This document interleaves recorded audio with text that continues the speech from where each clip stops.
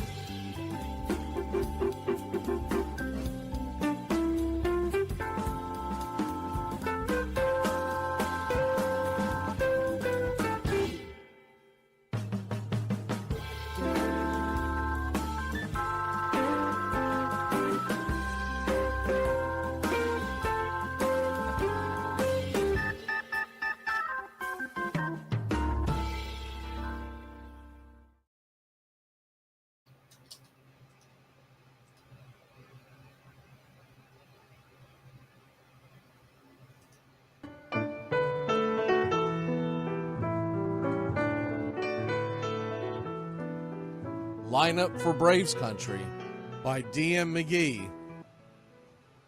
A is for Aaron, the Hammer and Hank, the real home run king. Take that to the bank. B is for Bobby. Cox never cowered.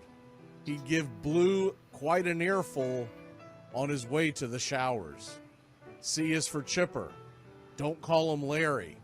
He would show up in Shea, the Mets he would bury. D is for David. Justice he'd bring. A Game 6 solo brought Atlanta their ring. E is for Eddie Matthews.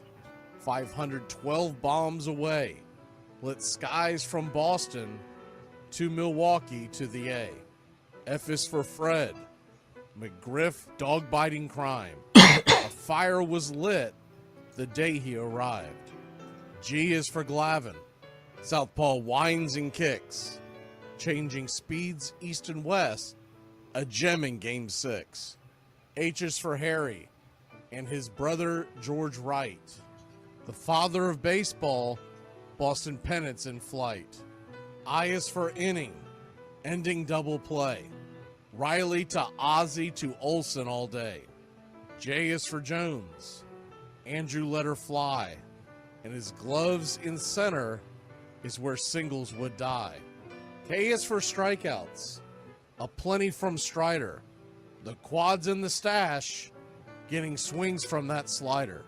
L is for Lopez, Javi to B-Mac, Travis and Smurf, we've been lucky to see that.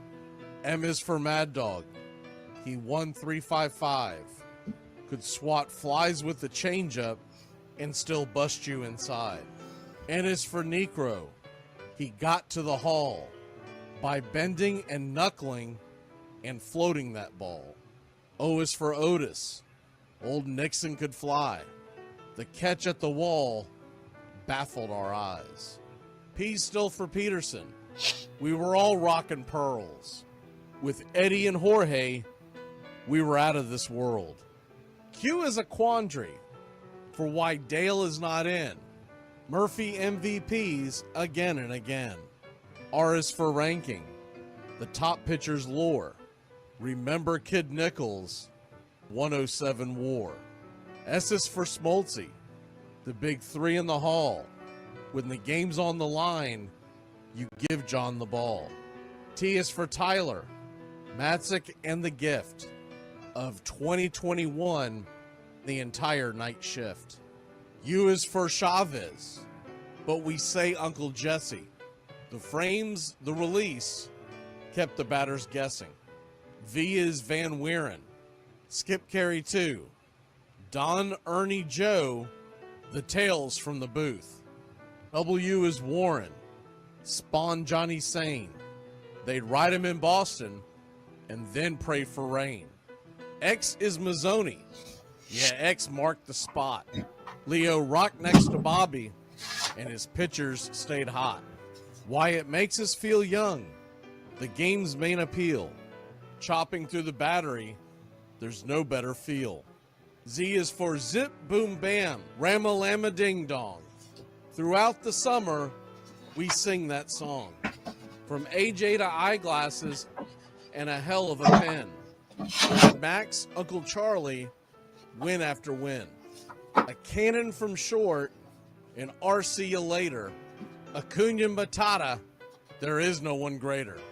Though you can't fit them all when you just A to Z. Think of your favorites in the rafters we see. I started with 3, then 10, 25, 47, 31, and of course 29. Let's not forget 21, 41, 35. The Great 44, or 755. And old number 6, who led his great teams. The pennants were flying. It felt like a dream. From Boston to Milwaukee to Atlanta's TBS, a family, a tradition, Braves Country's the best. Lineup for Braves Country by D.M. McGee.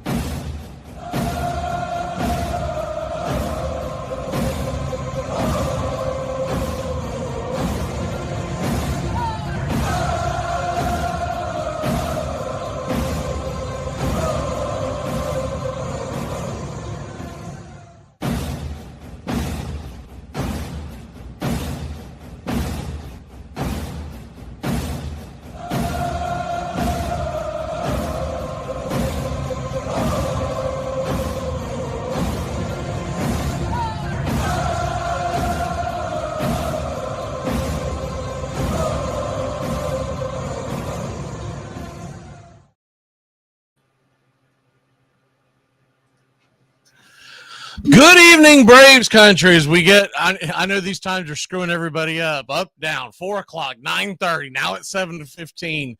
But we'll get the hang of it, especially once we get back to the East Coast. Brutal start to the season as we lose a couple of heartbreakers, but then on top of that, just having to play out there on the left coast is just screwing up everybody's time. And I am a little concerned that the game is supposed to come on Fox tonight if you're wanting to pair it up. And they've got the dopey minor league football game on right now on Fox. And they just started the fourth quarter. That concerns me a little bit because it's the only way you're going to be able to watch it. It may start on FS1, or maybe they'll move this garbage over to FS1. But nonetheless, we'll be ready for pitch-by-pitch, play-by-play of your Atlanta Braves. So last night, just a couple things to hit on. Really nothing has happened as far as news-wise for the Braves.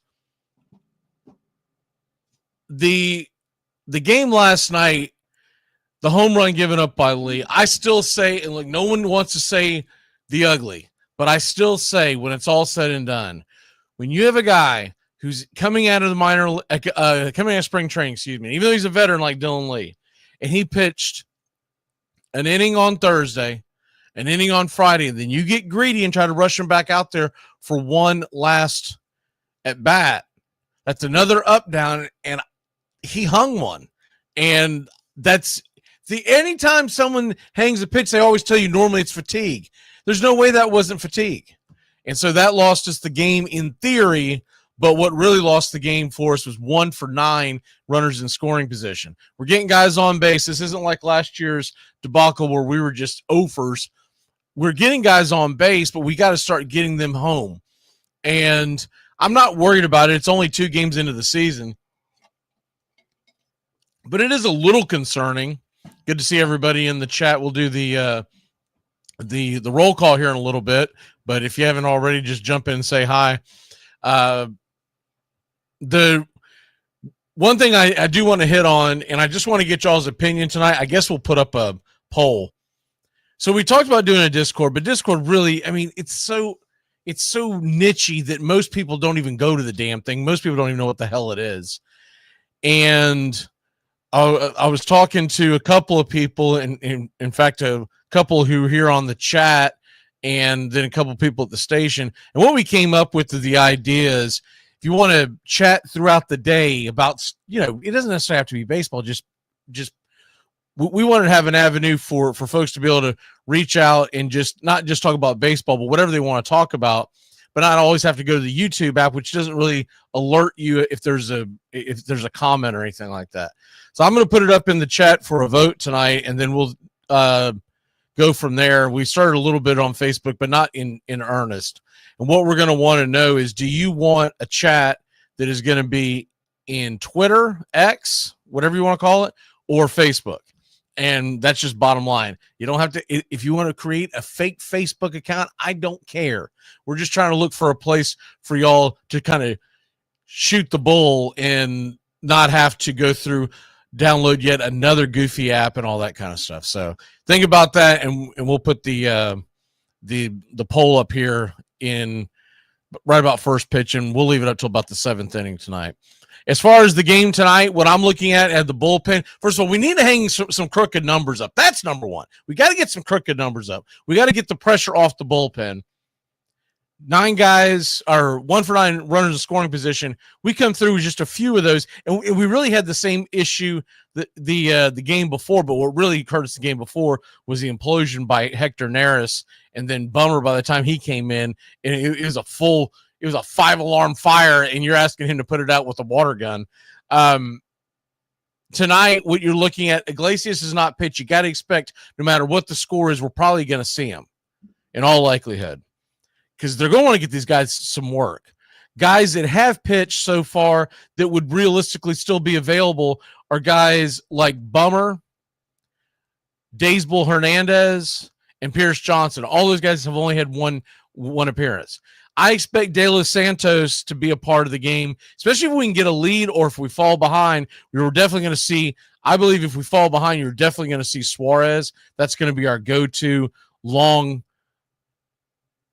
2 to 3 innings if a game were to get out of hand, or pitcher just didn't have it. Neris, we'll see how they massage that whole situation. I just don't think he was ready coming out of the gates, and he could end up getting DFA'd when Kimbrel comes along. Although you would think that they're going to try to hold on to Neris, and it'll be Suarez. But then again, you've got to assume health, and you can't really assume that in any sport, especially a sport like baseball where you play every day, just assuming that there's going to be a healthy rotation, so to speak. So that's what I'm looking at on that. Let me go ahead and share this screen over here, as they were having issues pulling up their screen. It looks like they have fixed it, so we're going to go ahead and put it on there. I thought it was pretty funny when we noticed last night, when one of the guys from the station noticed that, and I don't know if it was YouTube or if it was Facebook or one of the other outlets, but they said that people were like trying to complain about the image that was on the screen and telling us to update. We don't run that, you freaking rube. We don't run that. That's not us. We didn't create this video. If we created this video, why the hell would we be doing this? So, yeah, we don't run that. We're just sharing it for you because it's lifelike, and everything that's happening on the field and in the stands, that is literally what you're seeing. But anyways, I would think if we get a lead, what you're going to see is probably Pierce Johnson again. They were aggressive last night, just didn't work out. I think you'd see Pierce Johnson for another outing. I think you would see possibly Daysbel Hernandez, and of course Iglesias. And as far as if you want a lefty out of the pen, I guess you'd have to go to Bummer late in the game because you really don't have any other option, because you can't trust Suarez and Lee. I just don't see them putting them out there 3 days in a row coming straight out of the gates. I was a little surprised he had an attempt at a third inning last night. We're going to go ahead and do our pick to click. That, if y'all heard that sound, that was the magic sound for me to remember to hit the pick to click button. So here we go. Can you predict what will come in 100 years, or in 10, or in the next minute? Some people think they can. Nuclear scientists, mathematicians, astronomers, biologists, because they see beyond the known dimensions of time and space.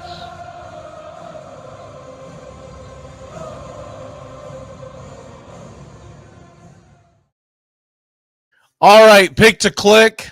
We're looking at Ozuna. It's his deal. He's hitting 500 against the starting pitcher Vasquez tonight. Vasquez, by the way, we'll get more into it as the game goes on, but we saw him twice last year, and he went 6 innings and he went 5 innings, giving up a total of 5 earned runs. But Ozuna lifetime is 3 for 6 with a home run. Give me Marcell Ozuna to click, and we are just about set for pitch by pitch, play by play of your Atlanta Braves. Let's hit the lineups and get ready for what we need a win, y'all. We don't want to start off 0-3. Won't be the end of the world, but it's definitely not ideal. Like me, you can't smoke like me. So don't try and be like me. Let's party together.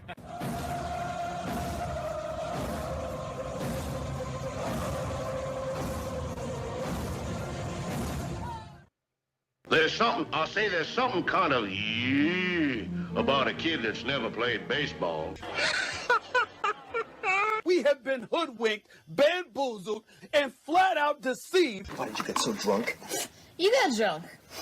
I'm just really exhausted. What's in that cup? Rum and Cokes. Do you have any idea how important this is? We're trying to save the pub call. Really? This is what you're doing? This is what you're doing?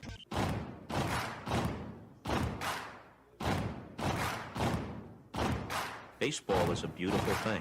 It's more beautiful in an old park. It's asymmetrical and quirky. But even in a dome with artificial turf, it's beautiful.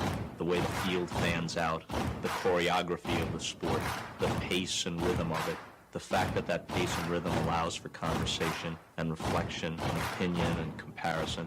In right field, the crowd is tormenting Strawberries, singing Darryl, Darryl. Little roller up along first, behind the bag. It gets through Buckner. Here comes Knight, and the Mets win. And there's a fly ball deep to left. It's on its way. There it goes. And the Yankees are going to the World Series. Aaron Boone. Ground ball draw, stabbed by Polk. He has it. He underhands to first for the first time in 86 years. The Red Sox have won baseball world championship. Can you believe it? It's a pastime, something you do. It's entertainment, something you watch. And it's a shared experience, something you talk about and read about. But you can apply those same three criteria to other things.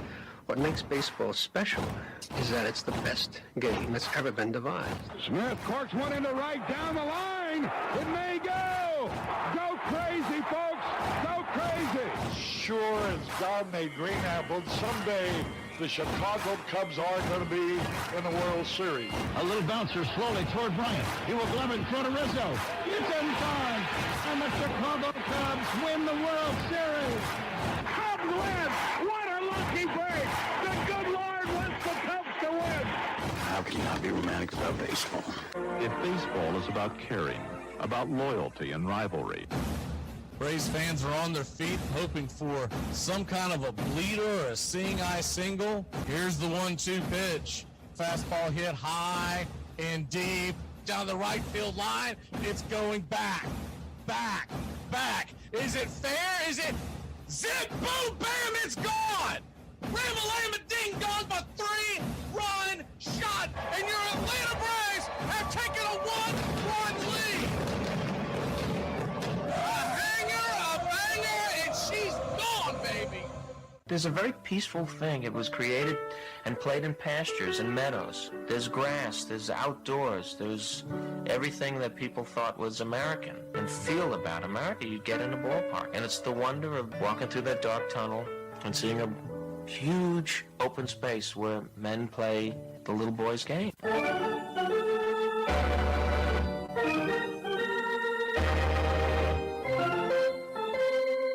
I believe in the Church of Baseball.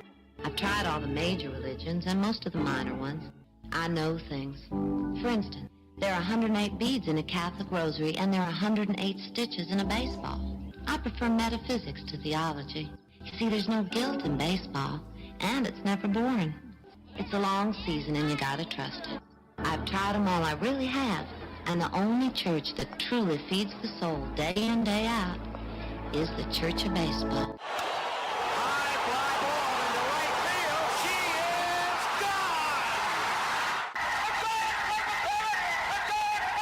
Swung line drive left field. 1 run is in. Here comes Reed. Here's the throw to the plate. He is safe.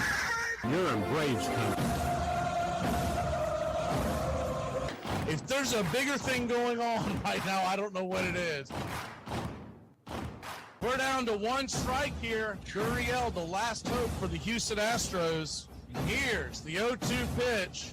Swung on, bounced over to Dansby. Dansby fires it over to first, and here comes the dog pile. Fire the cannons in the battery. Do the chop all throughout Braves country. Pop that top. Your Atlanta Braves have won it all. Ladies and gentlemen, welcome. We direct your attention now to home plate. Please remain standing. We call your attention to our bands here today. They will be jointly directed. And now, another fixture. Our national anthem. Oh, say can you see by the dawn's early light what so proudly we hailed at the twilight's last gleaming, whose what stripes and bright stars through the perilous fight o'er the ramparts we once were so gallant.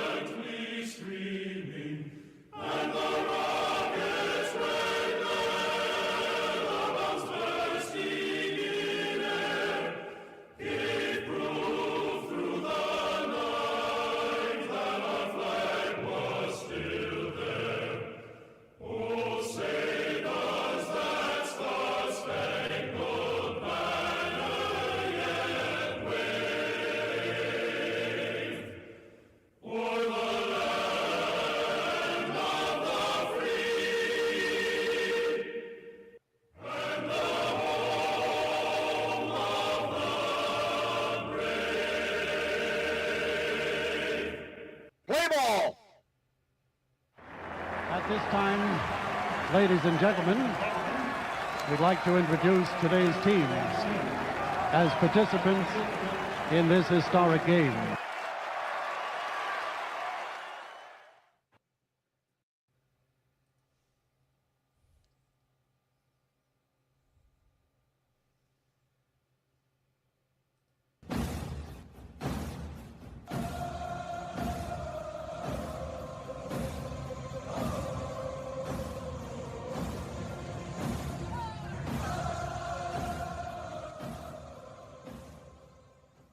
On a beer? 7 o'clock in the morning. Scotch? Hey, howdy, hi, and how the hell are you? Pull up an armchair, girls and boys, and join us for Braves Country Baseball. You're listening live as the Braves are on the road, and we're set to bring you pitch by pitch, play by play of your Atlanta Braves. Hi, I'm Mac McGee. Here's your starting lineups for today's action. Leading off and playing left field for your Atlanta Braves, Jurickson Profar. He has a .222 average and a .444 OPS. Batting second, playing third, Austin Riley. 1 home run, 1 RBI, a .250 average, 1083 OPS. Batting third, playing first, Matt Olson. A .200 average, 756 OPS. Batting cleanup, the designated hitter, Marcell Ozuna. 2 RBI, a .333 average, and an .889 OPS. Batting fifth and playing second, Ozzie Albies. He's got 1 home run, 3 RBI, 125 clip, a 722 OPS. Batting sixth and patrolling center field for your Atlanta Braves, it's Michael Harris II. He has a 125 average and a 250 OPS. Drake Baldwin behind home plate and batting seventh. He has a 125 OPS, 0 for 7 on the year. He has drawn a walk. Batting eighth, playing short, Orlando Arcia. A 250 average and a 500 OPS. Batting ninth and in right field, it's Kid Kelnick. Jared Kelnick has a home run and an RBI to his credit this year. A 125 average, 625 OPS. On the mound for your Atlanta Braves, it's Spencer Schwellenbach. Number 56 will be going head-to-head with Randy Vasquez. Both of them their first starts of the year.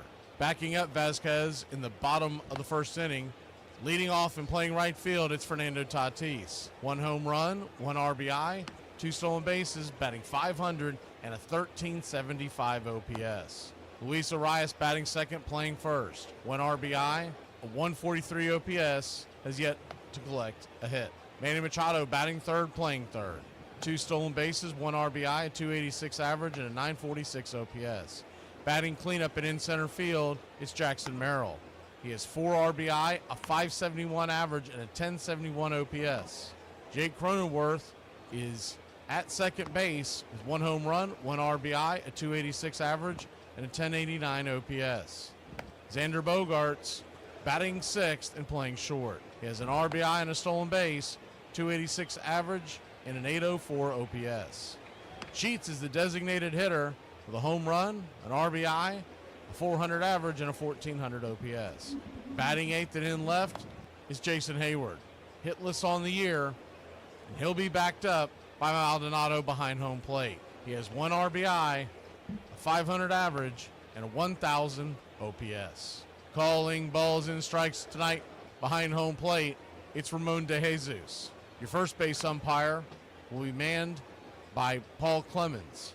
Adrian Johnson will be perched at second base, and down the third base line, it's Quinn Wolcott. Game time temperatures tonight are expected to be at about 61 degrees. The wind is blowing out to right field at 9 miles an hour.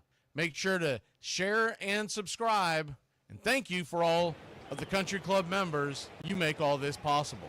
As we look to get off the schneid, make sure you smash that like button. Country Club members, we need Ribby working early and often today. We need some crooked numbers to help that bullpen. Keep playing like this, we'll be the laughing stock of the league. All right, boys, let's get back to basics. This is a baseball. The object of the game is to keep the baseball within the confines of the... You're in Braves country.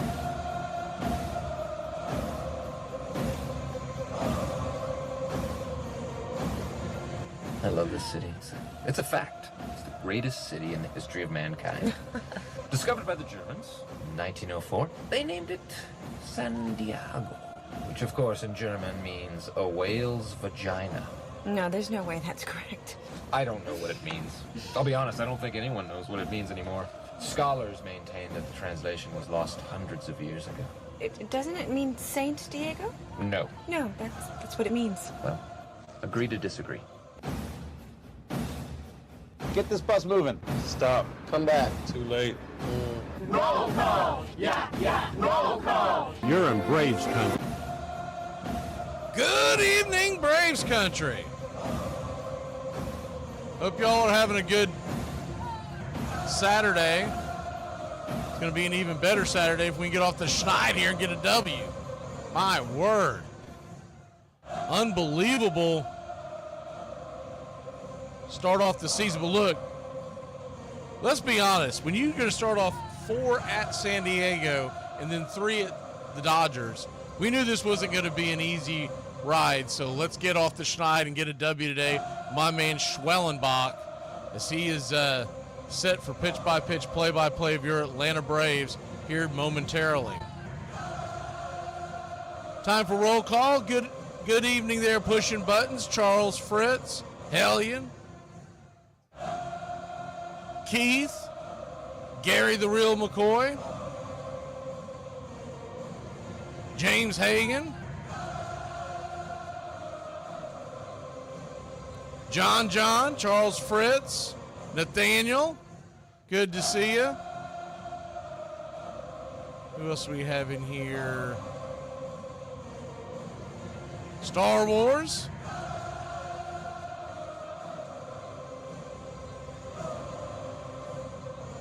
World's tallest, or world drummer. I guess we'll go with world drummer. World's tallest drummer is a little wordy. Good to see you, drummer. Brian Andrews, good to see you. Mark Ricardo. Oh, Lucy, he's home. We've got, who else do we have in here? Not sure what your name is. It looks like you're writing in, I don't know if that's Japanese. I'm going to assume it's Japanese. But anyways, I skipped that class in school. Or is that, someone's guessing that may be Korean, so I'm not sure. But anyways, nonetheless, welcome in. And Edward Spry, I thought I saw you. All right, we're just about set for pitch-by-pitch, play-by-play of your Atlanta Braves. Get your game face on, y'all.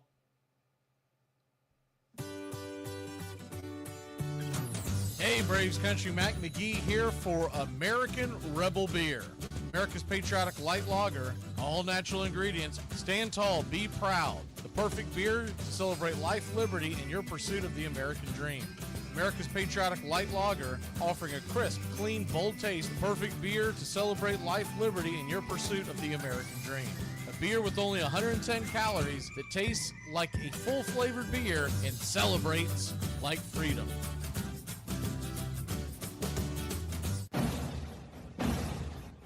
Hey, Braves Country, this is Mac McGee with Braves Country Radio.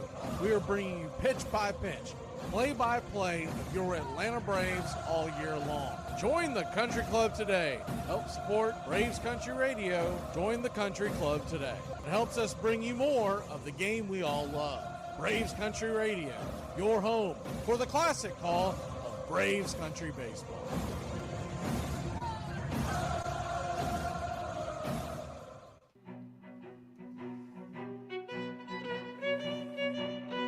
Hey, Braves Country, Mac McGee here for American Rebel Beer. From the mountains to the prairies to your pint glass with white foam, we're bringing back beer with a backbone. All that matters in our brew is taste and a touch of American excellence. American Rebel Beer, born in the USA.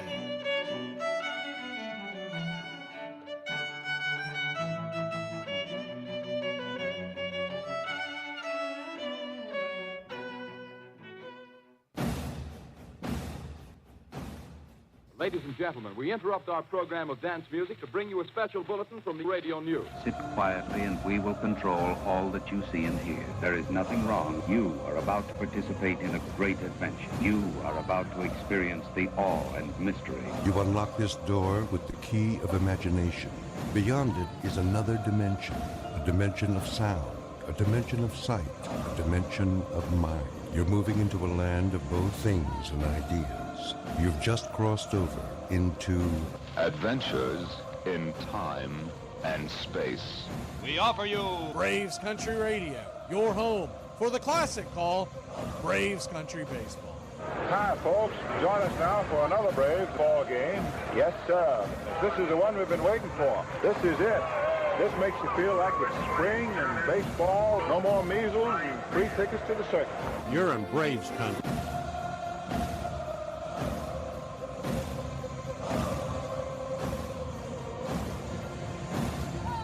This is a reminder, disorderly conduct will not be tolerated. Please respect your fellow fan and refrain from any unruly behavior. Failure to comply with these guidelines will result in ejection.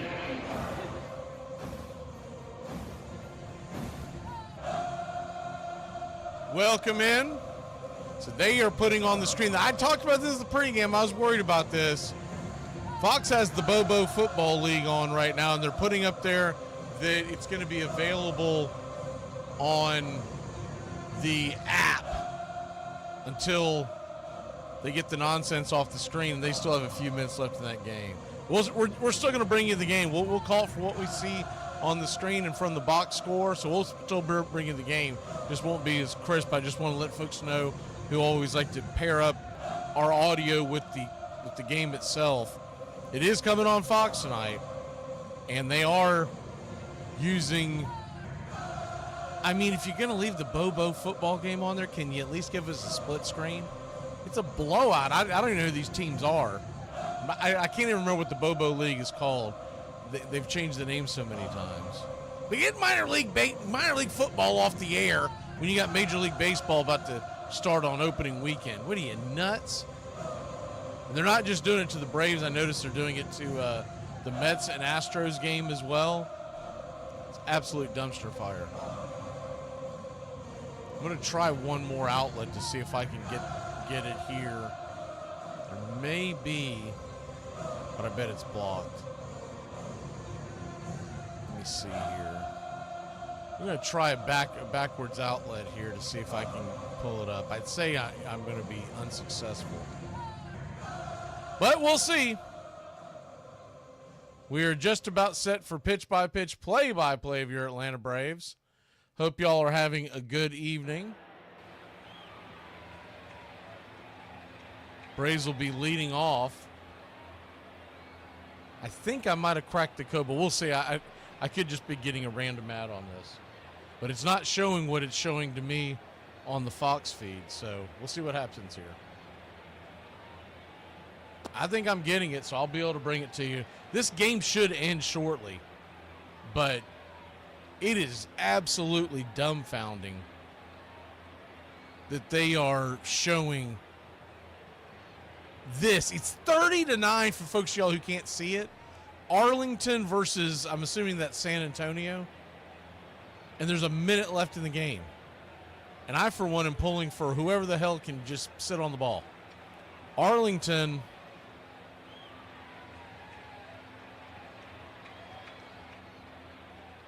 It truly is dumbfounding that they would do this. I'm hoping that somebody raises $300 worth of hell, mainly the office of Major League Baseball, and raises hell with them and say, hey, when we signed a contract, son, we expect you to bring the game and not your Bobo football junk that you're trying to, because if this stuff out-viewed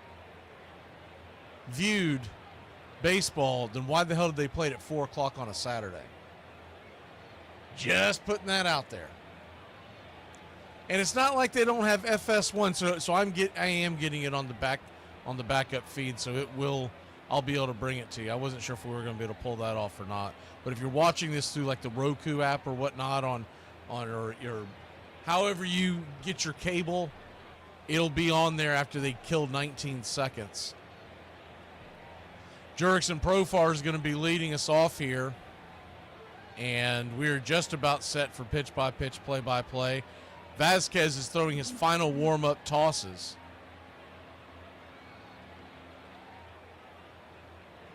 This is why I'm concerned if Fox were to get the Sunday night game. What kind of crap would they pull and have it sitting on the FS3 app or something because they're contractually obligated to bring the end of a race or something? I want whoever gets that Sunday night game, if they're going to have a Sunday night game, let it be a standalone. Let it be the only thing that you're promoting that day. Be willing to bet it's going to go to something nonsensical like a Peacock or one of those types of apps. Amazon, one of those ones that they're going to want to try to bring in the baseball viewer. Good to see you, Margaret. Better late than never.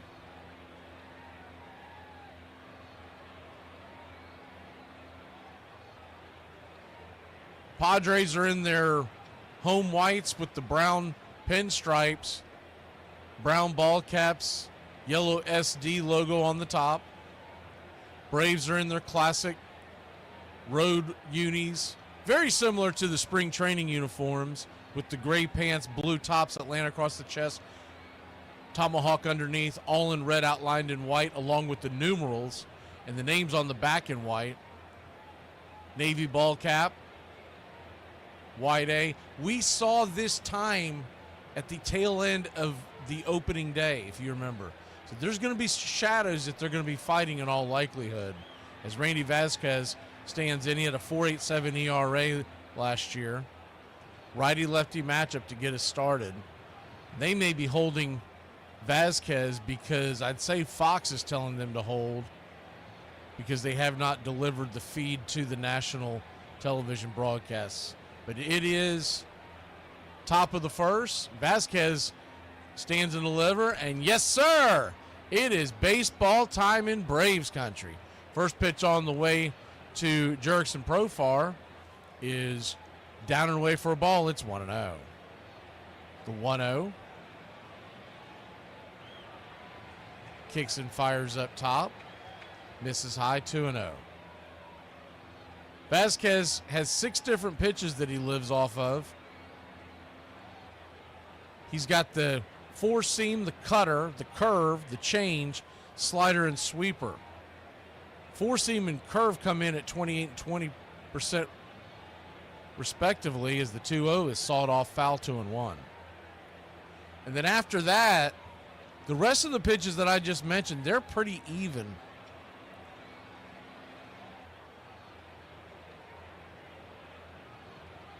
The 2-1, inside, cutter drifts, 3-1. Braves nothing, Padres nothing. Top of the first inning, the 3-1 count, to Profar, delivers. Outside wide, ball 4. So he'll head on down to first, and your Atlanta Braves have got a leadoff walk-on and Austin Riley to the plate.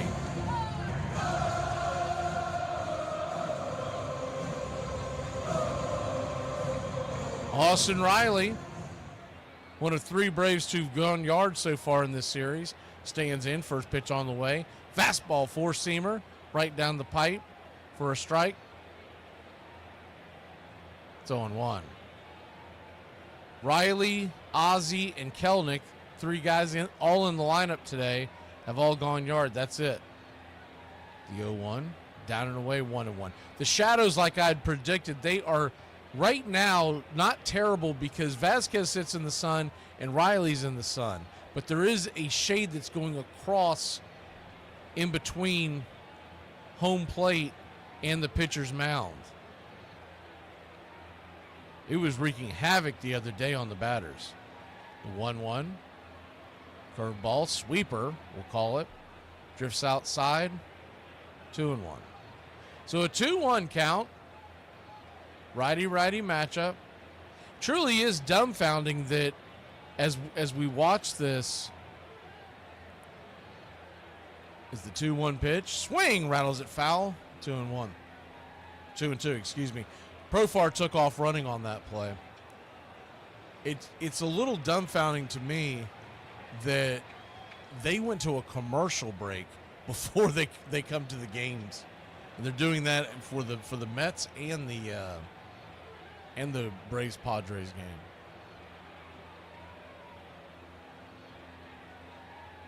So a 2-2 count as Profar gets back to first. Vasquez kicks and delivers. Curveball in the dirt. Full count.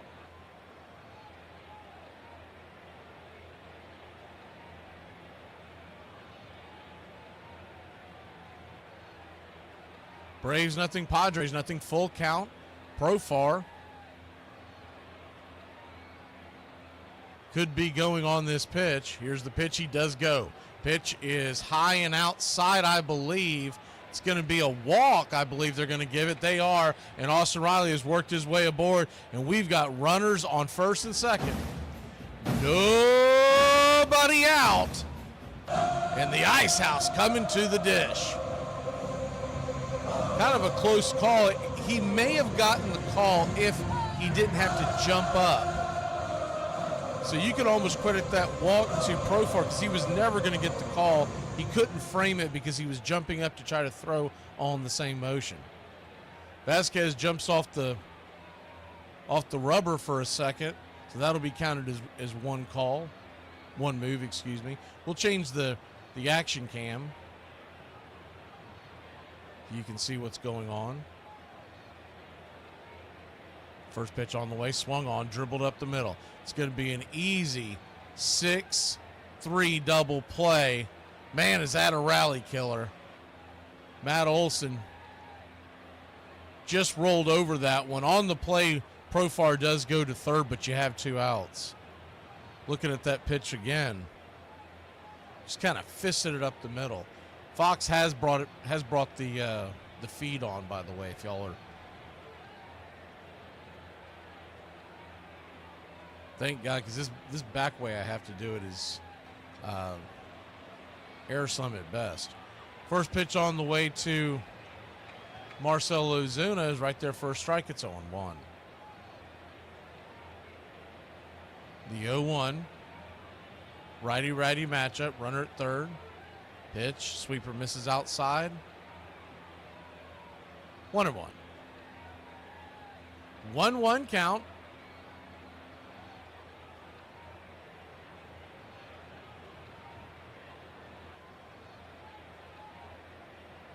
Pitch on the way to Ozuna. Smoke down the third base line, but foul.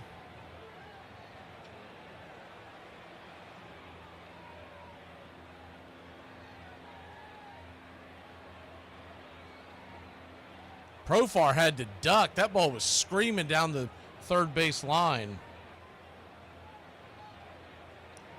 The 1-2 to Ozuna. That ball drifts high and inside. Maldonado drops it, but it does not get away. Vasquez, by the way, has thrown 16 pitches. 2-2 count. Runner at third. Pitch on the way. Swing and a missed, strike 3, and that'll end the inning. Braves threaten but fail to score. We'll be back in a flash here on Braves Country.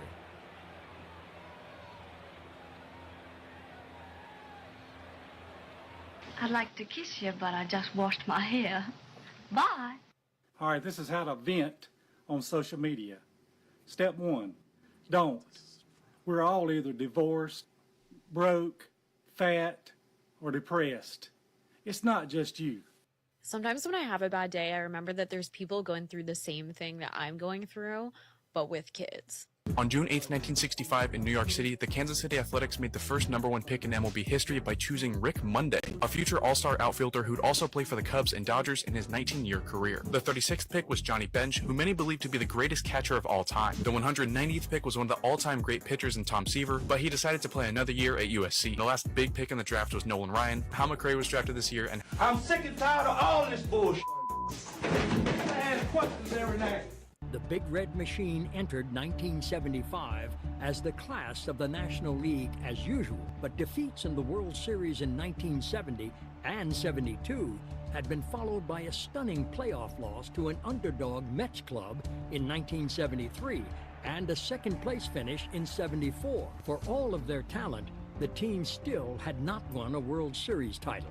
It was hard for us because we think we can win all the time. But in 75, we put everything together again, and we got one of the greatest teams ever. The Reds would win 108 games in 1975, the most by any National League team in 6 decades. For his part, Bench led the club with 28 home runs and 110 RBI. The Reds then swept the Pirates in the NLCS. The Reds win the National League Championship. To set up a meeting with the Boston Red Sox in the World Series, where it felt like all the pressure was on Cincinnati to finally get it done.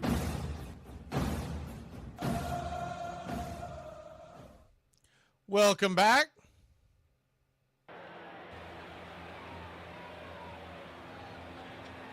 Good to see you, Jack. I don't think I caught you in the pregame show or the roll call.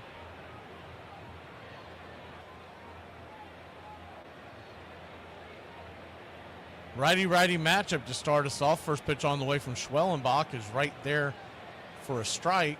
Swing and a miss. Tatis. It's 0-1.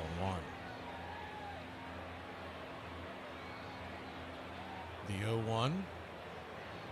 Kicks and delivers. Swing. That ball's hit high and into center field. Making the catch is Michael Harris II. He hit that ball in the screws, but right at Harris. Went away. I can't wait to get out of San Diego because Tatis is absolutely scorching hot right now.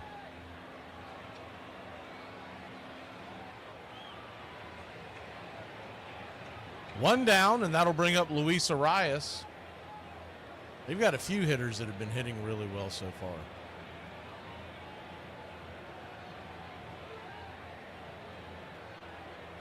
Braves nothing, Padres nothing. If you're just joining us, Atlanta got a couple of leadoff runners on, Arias and Riley. Olsen hit into a double play as Baldwin's going over to the dugout. I think it's the pitch comm issue again.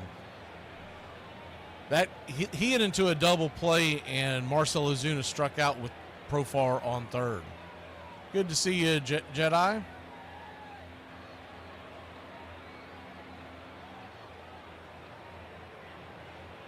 Jedi, it's a Fox game tonight. First pitch on the way to Arias. We are back. He's right there for a strike. It's 0-1. 97-mile-an-hour fastball. The 0-1 brings it. Curveball in the dirt. 1-1. 1-1 count.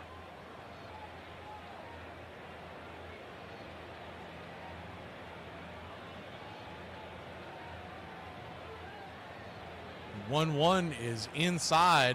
Rice has to dance out of the way a bit. 2-1.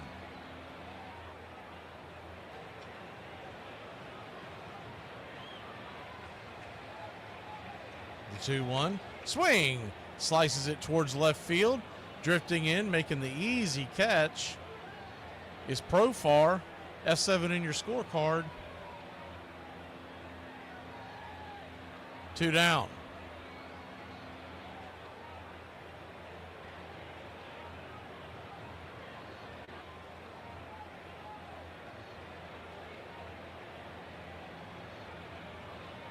Two down. And that'll bring Manny Machado to the plate. Machado takes the first pitch off the edge. For a ball, it's 1-0. Righty-righty matchup. Schwellenbach, his 8th pitch of the night. Down and away. 2-0. That ball hit the dirt. Machado hit 275 last season. I believe it was 29 home runs, the 2-0 pitch. 94 just misses the black. 3-0. Love to have that call, but it did look like it was off the plate. Just a touch. 3-0 count. Schwellenbach delivers. Swing, that ball is going to be popped up over on the right side, but it's going to dance into the stands just past the Padres dugout, first base side, 3-1.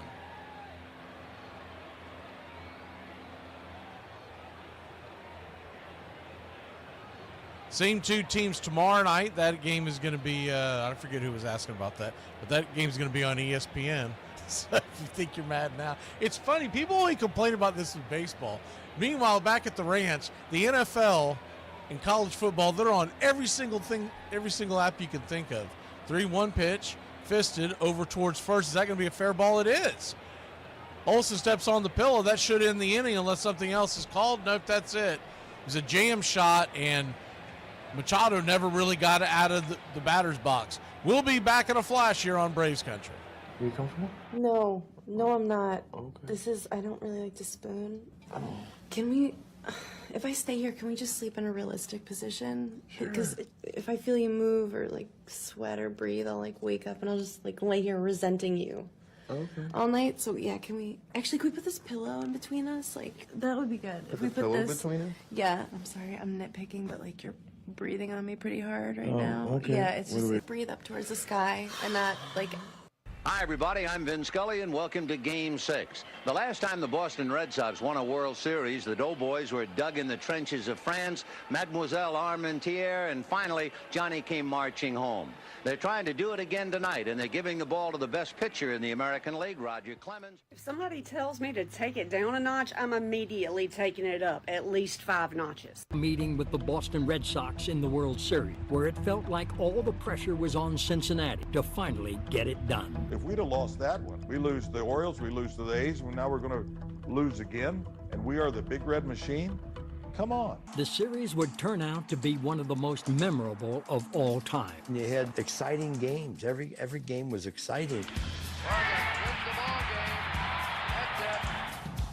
The Reds took a 3-2 series lead into Game 6 in Boston, which set up one of the most famed endings to a postseason game ever. Bottom of the 12th inning, and it'll be Fisk, Lynn, and Petrocelli against Pat Darcy, who has been very impressive in 2 innings. Pat Darcy pitches great, got ball movement, everything. 12th inning, he goes out to warm up, and he barely gets it to me. I mean, he is barely getting it to me. And we didn't have any pitchers left. And Fisk will lead it off, has a single and has walked twice. He's been on base 3 times. I turned and looked in the dugout, and I looked at Sparky. I went, no chance.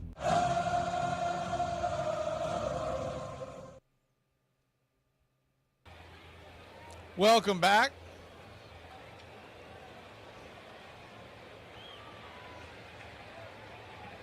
Nothing, your score. Ozzie Albies will lead us off.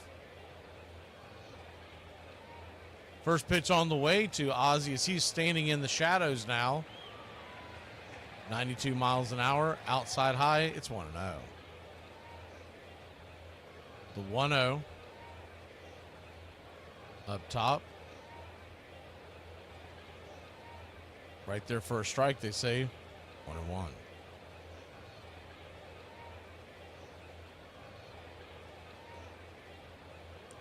One count. Pitch misses outside wide, 2-1.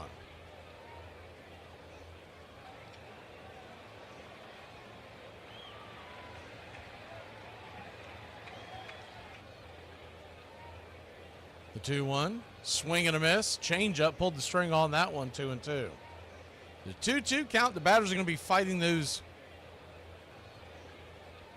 shadows for the first couple of innings. The 2-2 pops it up. Got underneath that one. Should be an easy play by Manny Machado by the third base line. He'll make the catch in between third and home. 1 down.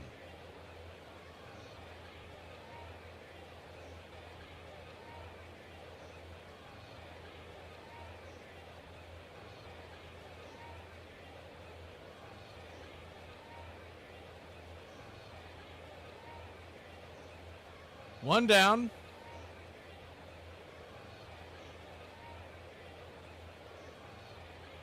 First pitch to Michael Harris, the second. Just misses out of the zone. It's 1-0. Welcome in SSW and Mr. Pretzel. Don't think I saw y'all earlier. The 1-0 swing. That ball's lifted into the outfield, but drifting over, making the catch is Jason Hayward.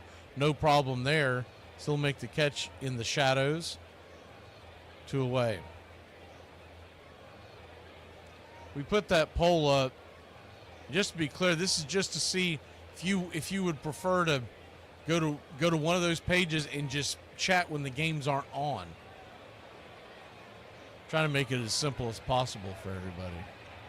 But there are things that come up when the games aren't on that I think to myself, like, man, I wonder what their reaction is. But not a lot of people go into YouTube to chat when there isn't a video going. First pitch on the way to Drake Baldwin misses. It's 1-0. He's hit some hard balls today this series. Is the 1-0 in the dirt, 2-0. 7. He's 0 for 7. But 4 of the balls that he has hit has an exit velocity at around 100. The 2-0 pitch, swing. There it is. That's my man. He got the base hit. His first career base hit. And wouldn't you know, it's just a little duck snort into the outfield against the shift. You don't like the Drake? I love the Drake. How could you not like the Drake? Who's the Drake? The Drake is good. He hit those rockets the last few days, and it's just a little duck snort that gets over what was the shortstop area, but the third baseman's head. They're going to toss the ball into the dugout so he can keep that. First pitch on the way to Orlando Arcia. The runner on first, 2 outs, is inside under the hands. It's 1-0. I really like that kid, Baldwin. I hope he stays up with the team.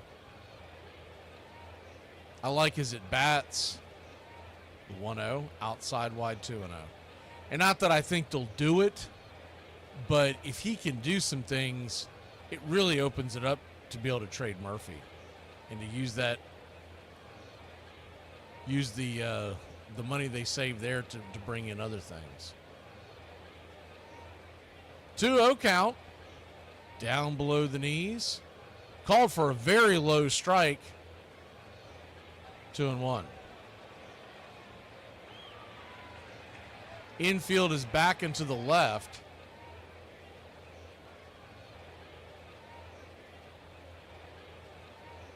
Pitch on the way. Swing. Chops it over towards third. Machado's got it. He'll flip it over to first, and that'll end the inning. Easy 5-3 put out, but Drake Baldwin's off the schneid. Maybe the Braves will get off the schneid tonight. We'll be back in a flash here in Braves country. Bottom of the second, we go scoreless. I mean, I don't have an OnlyFans or nothing, but if you want a Zoom call, I'll sit on a cake and fart. I have Cash App and Venmo. We are not rehabs for broken men. We are not banks for broke women. We are farmers. Bum, ba, bum, bum, bum, bum, bum. Replace the word problem with the word opportunity in all your thoughts. Okay. I have a very severe drinking opportunity. All right, by show of hands, who is financially hanging on for dear life, and the only hope left is for one day the economy to improve. Until then, we are just surviving. What's the status of getting that quote over to Wilmington Logistics? I need that ASAP, please. Yep, so we should have it by end of day tomorrow, as long as we get the Matter Daddy on time. The what? The what? The Matter Daddy. What's the matter, Daddy? Nothing. What's the matter with you? There it goes, a long drive. If it stays fair, home run.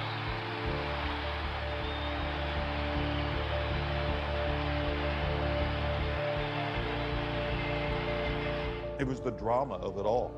Red Sox win it 7-6 in 12 innings. And Carlton Fisk had a lot of little boy in him right there, Joe. And Boston won that series 3-4 from what I hear. And Sparky says, "Big Red Machine, my ass." I said, "Sparky, relax, man. We got him right where we want him. Did you see that celebration they just had? They won't be able to come back to the ballpark the next day." But the Red Sox didn't just make it to Fenway. They grabbed an early lead in Game 7. Still, the Big Red Machine remained unfazed. We're down 3-0 in the 6th. I say, hey, the game's not over yet. Wait a minute. And when he came to the plate in the 6th, Tony Perez cut the lead to 1 run with 1 swing. Perez slammed it over the screen, and now we have another one-run ball game.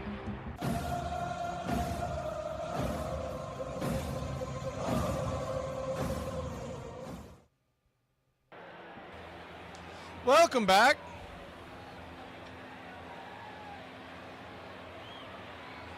Nothing, your score, bottom of the second inning.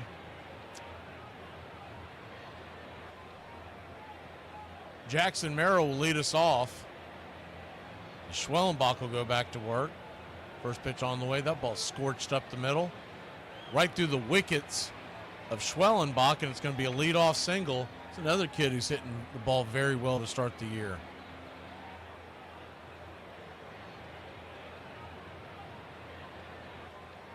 One on, nobody out.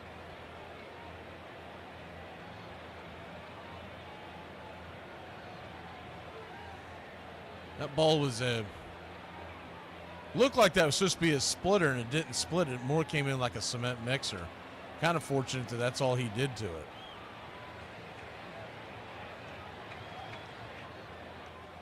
So Merrill dancing back and forth at first. Cronenworth will be your batter.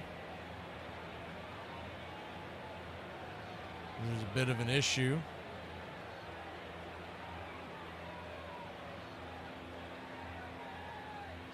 Some of a delay. It's probably a fan doing something nonsensical.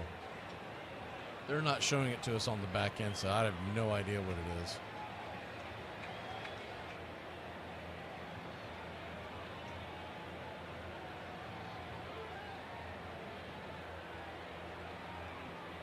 Schwellenbach goes back to work. Cronenworth standing at the plate. Here's the first pitch.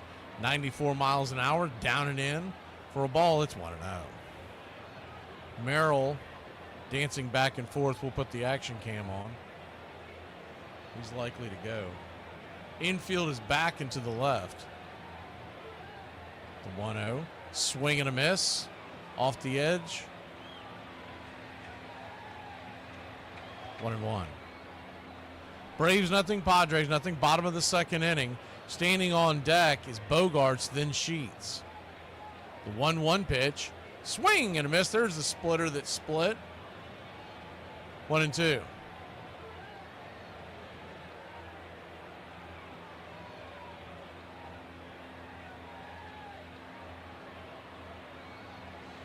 One-two count.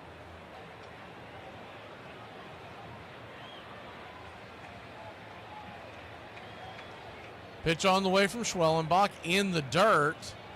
Merrill will stay put.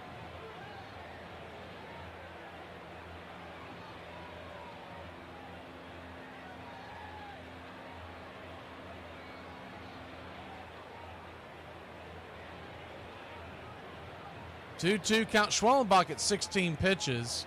So pretty quick first inning as he'll fire a 97-mile-an-hour fastball up top. Fouled it straight back. Do it again.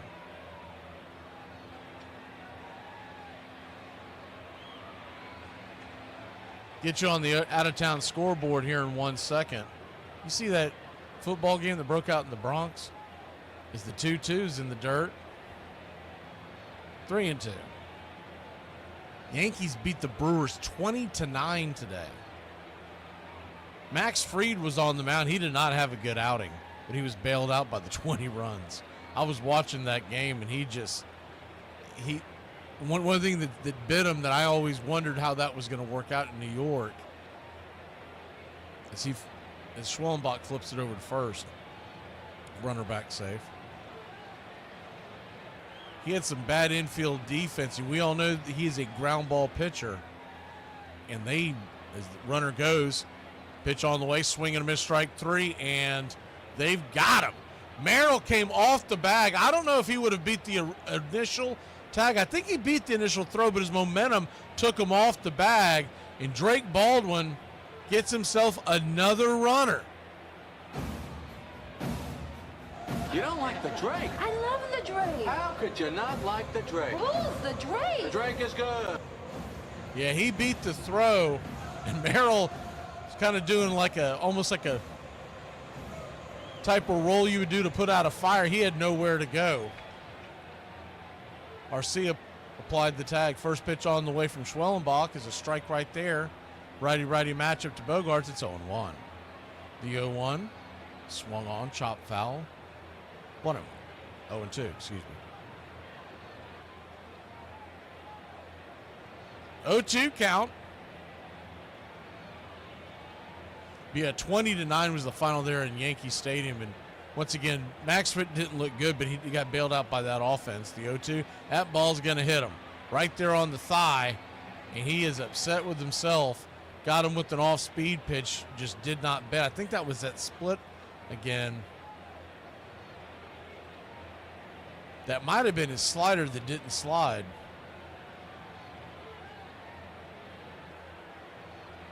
But I was watching that game of the Yankees infield defense, which hasn't been good, and they lost some of what they've had other than adding Goldschmidt at first, but that's not going to help you up the middle. First pitch on the way is 98 miles an hour right there for a strike on the outer edge. It's 0-1. There was a particular double play they were trying to pull in the early innings, and Jazz Chisholm, perfect feed to Volpe as the 0-1 in the dirt, 1-1. The shortstop for the Yankees, and he went to try to go airborne over the sliding runner. He could not get the ball out of his mitt, and as opposed to just holding on to it and eating it, he chucked it into the stands. 1-1. Looked like he went around. They're going to check down the line. He did. 1-2. It says 2-1 on your screen if you're watching the game and pairing it up, but it is a 1-2 count.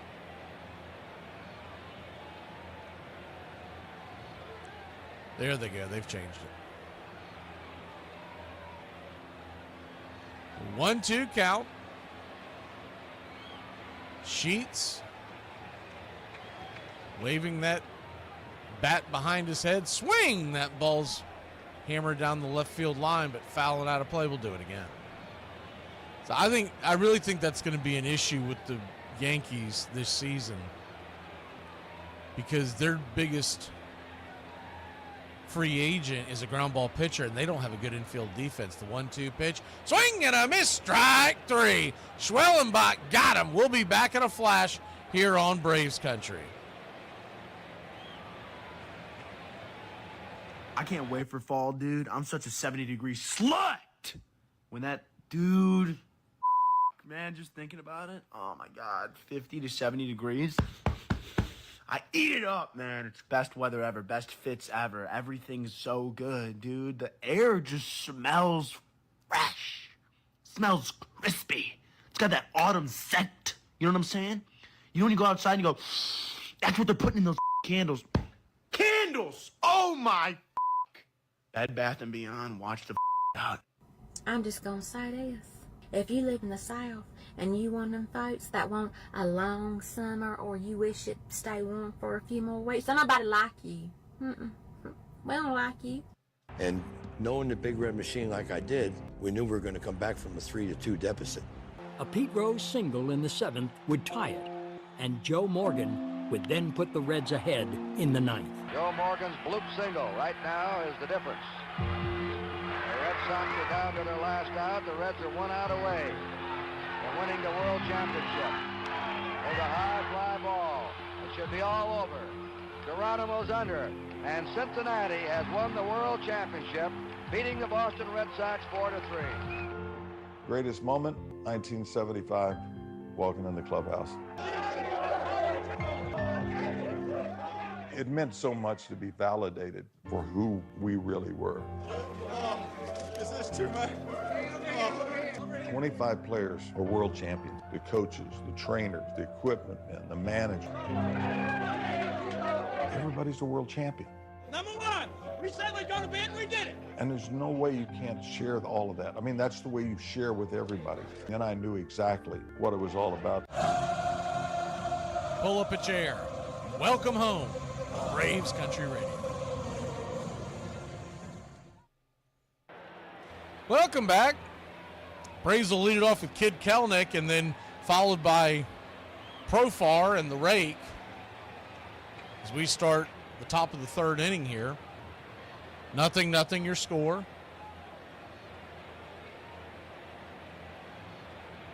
First pitch on the way is a curveball outside for a ball. It's 1-0.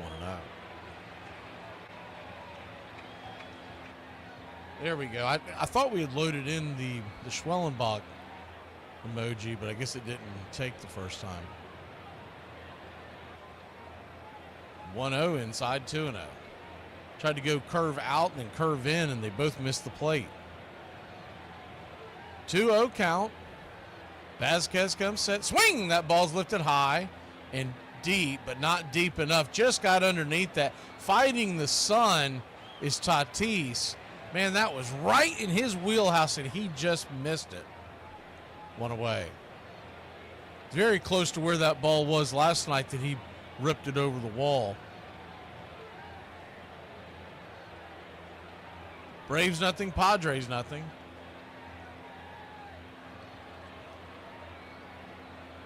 How many World Series have the Braves won? They've won 4. Atlanta, they've won 2 in Atlanta. First pitch on the way is right there for a strike. It's 0-1. How many World Championships have they won? The 0-1 right there for a strike. It's 0-2. They have won 16 World Championships. 4 in the World Series era. As the 0-2 pitch swung on and lifted high into center field, but Merrill barely has to move. He'll make the catch. 2 away. 16 total World Championships, 4 in the World Series era. 1 in Boston, 1 in Milwaukee, and 2 in Atlanta. They have won now 22 pennants in 23 divisions. First pitch on the way to Riley's up top for a strike. It's 0-1. The divisions may be the most impressive number of all, just because of the fact that we didn't start having divisions until, what was it, 69? The 0-1 swung on, pops it up high in the sky, coming in, drifting in, making the catch is Jason Hayward. That was an easy 1-2-3 inning for Vasquez. We'll be back after a short break. Schwellenbach versus Hayward to start you off bottom of 3. If bigger shoes mean bigger pee-pee and a bigger car means a small pee-pee, then I think I just figured out why everyone's terrified of clowns. Hello, husband helpline. Hi, I need some help. Of course, that's what we're here for. So my wife came home from work, and when I asked her what she wanted for dinner, she said, you pick. Oh boy, code 14. So what do I do? Well, please understand that anything you do is going to be wrong, but we can at least help mitigate the situation. Thank you so much. So what's happened so far? Well, I asked her what she was in the mood for, but she just said she's too tired to think, and you need to figure it out. How did you know? We get these calls a lot. So what do I do? Based on the data we've collected from the last 10,000 callers, it appears that sushi is actually the safest option. She does love sushi. It works 42% of the time. Okay, the next best option would be Thai food. I was just gonna order a pizza. What the f*** is wrong with you? Just order sushi, throw in The Bachelor.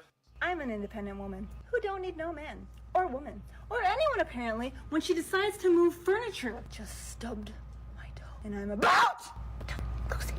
1975 might have offered the perfect ending for the Cincinnati Reds, but the following year they picked up right where they'd left off, with the Big Red Machine dominating the National League again, leading the league in nearly every team offensive category. For Johnny Bench, though, while he was still just 28, it felt like all those years behind the plate were catching up to him. I couldn't sleep on my shoulder. Every time I'd start to curl to, load the bat, somebody like stuck a knife in my shoulder. Didn't have a very good year. But we still had Tony, we still had Pete, we still had Joe, we had George Foster, Cesar, Kenny, Davey. I mean, all of it could carry anybody, me in particular, because they carried me. Would I have liked to have been better? I couldn't be. And when you don't have it, I mean, you're still better than some, but you're not as good as you used to be. Not as good as I once was. But I was good once as I ever was, and that was the World Series.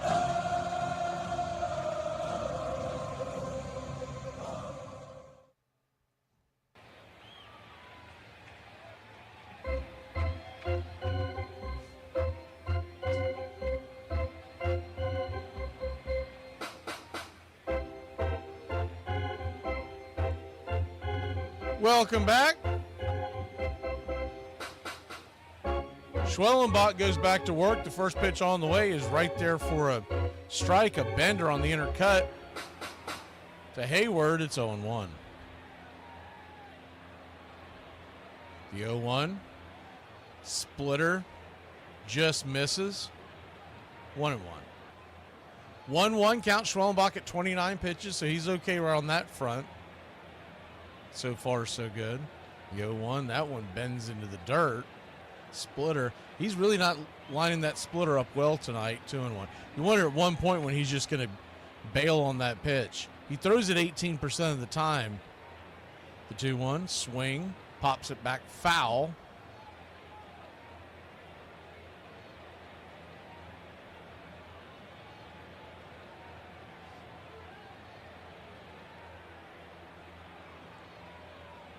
The 2-2 from Schwellenbach comes set. Swing. He taps that foul down the line. Looks like that the shadows are no longer an issue realistically, as both the pitcher and the batter are covered in the shade. The 2-2. Fastball misses high, 3-2. He might have him shut out right now, but Schwellenbach does not have his best stuff.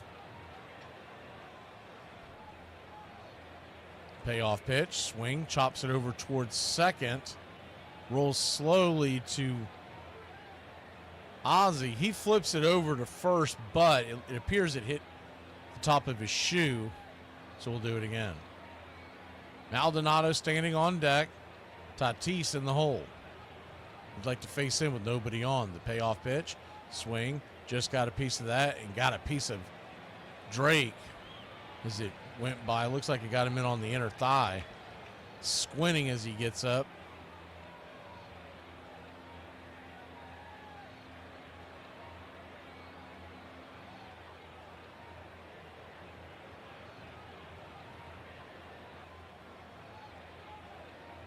Full count.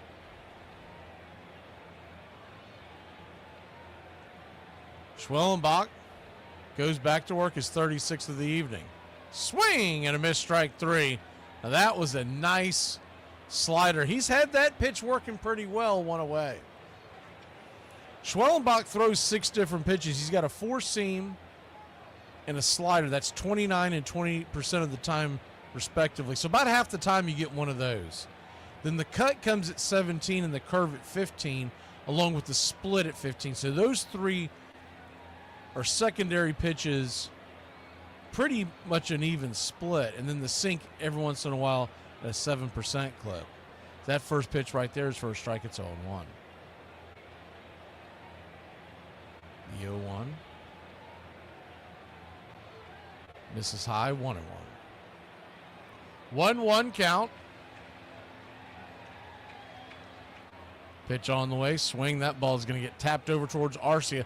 He'll turn and fire it across the diamond. Easy laser. He knew he had time with the slow-footed Maldonado. You're on the backside of 30 and you've been a Major League Baseball catcher all those years. You're not exactly shooting out of the gates. 2 down. 2 down. That's probably the best time to face Fernando Tatis. Righty-righty matchup. First pitch on the way. Up top for a strike. Bit of a hanger there. It's 0-1. The 0-1. Splitter down and in. 1-1. Keeps going back to that splitter. He's hell-bound and determined to get it to work. I mean, I'm like, man, it's 3rd inning, 2 outs. At some point, just kick that to the curb. The 1-1 pitch swung on. That ball's rifled over the right-hand side, but right at Matt Olson. And Adam Ball gets us out of the inning. We'll be back in a flash. Top of the 4th we go. And the Braves. Come on, we need some crooked numbers, Atlanta. I don't trust any of your friends. Why the don't you trust my friends? I'll show you. Let's call Jack. You'll see. What? I don't get it. Hey, is Wolf with you? Yeah, what? Well, can I talk to him? No, he's on the other side of the yard. All right. Well, thank you. Is that all you need? That's all I needed. All right, well, you have a good day, Mary. You too. Bye, Jack. Need a coffin, but you're low on cash? My discount coffins are affordable and stylish. This one doesn't have a lid. Just put a piece of cardboard over it. Cardboard sold separately. This one, it's got a little tape on it. You scratch that off. This one's full. Used coffin, $10. I want you to know this. If your prayers include me to stop drinking, stop smoking, and stop having fun, if your prayers include any of those things, they're not going to work because I'm rejecting them all, and I will be continuing in my same wicked-ass ways. Against the Yankees, his idol Mickey Mantle's old team, Bench's bat suddenly came alive. Certainly Johnny was a great clutch player. He had an off season, but when the chips were on the line, he came and had his greatest moment at the biggest moment during the World Series. He'd hit over 500 in the series with 2 home runs in Game 4. Boy. Boys, I got news for you. We're going to be world champions again, Sugar Bear. I got news for you. We are now going to be world champions again. His hot streak earned him World Series MVP honors as the Reds dominated the Yanks over their 4-game sweep. Play with these guys, and they've done the job all year. And then you're able to do something just, to make up for everything you haven't done all year. With back-to-back championships, the Big Red Machine had now put itself in the conversation as one of the greatest teams of all time.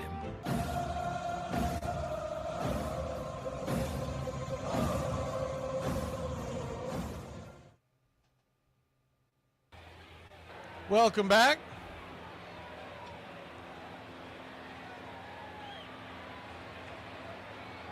Braves nothing, Padres nothing. I'm tired of these close games. We need to go out and just thump them. First pitch on the way is right there for a strike to Olsen. It's 0-1. The one advantage the Braves do have, if you want to look at somewhat of an advantage, because the Padres have won the first 2 games and they were both fairly close. It's the 0-1 pitch. Swung on, chopped foul. It's 0-2. Can't imagine their closer Vasquez is going to be available.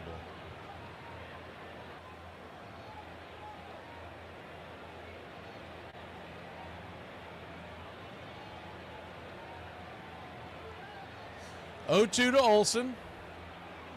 Pitch, 93 high and out of the zone.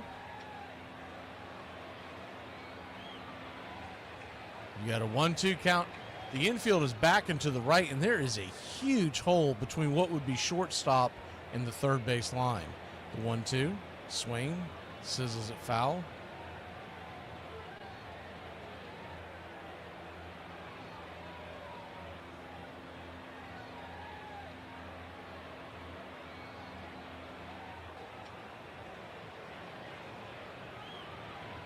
The 1-2. Vasquez comes set.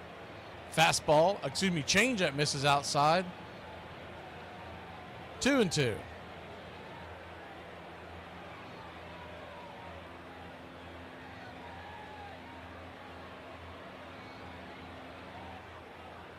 The 2-2 misses high. Full count. I believe when we were doing the pregame, I saw that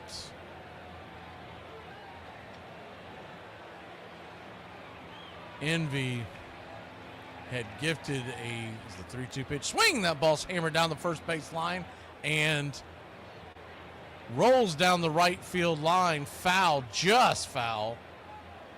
I believe I saw that a membership was gifted.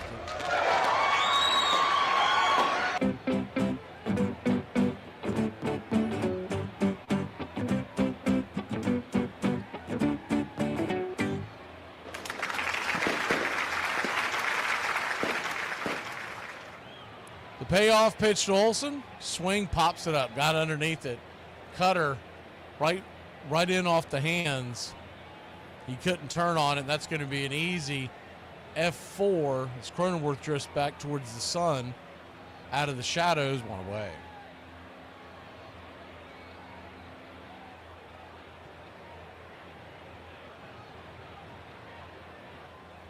One down.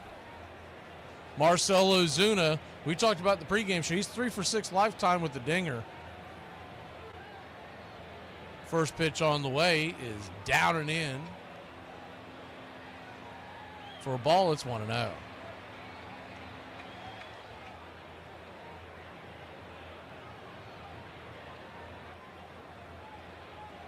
The 1-0 kicks and fires.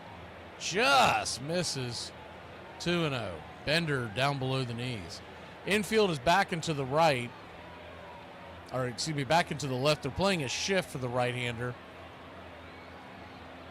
Pretty standard shift where the second baseman is just off to the right side of the second base bag. The 2-0. Cutter grabs the zone. It looked like it might have been off the plate, but it was really close. He got the call 2-1. He's been around the plate all night. You expect him to get those calls. 2-1 count.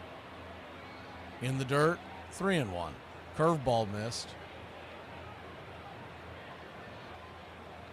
It really is interesting that these two pitchers, though their stuff is much different, but their makeup is so similar in the fact that they lean on two of their pitches for about half of their throws, and then the other 3 to 4 pitches is the 3-1. Down and away, ball 4, and Marcell Ozuna will head on down to first.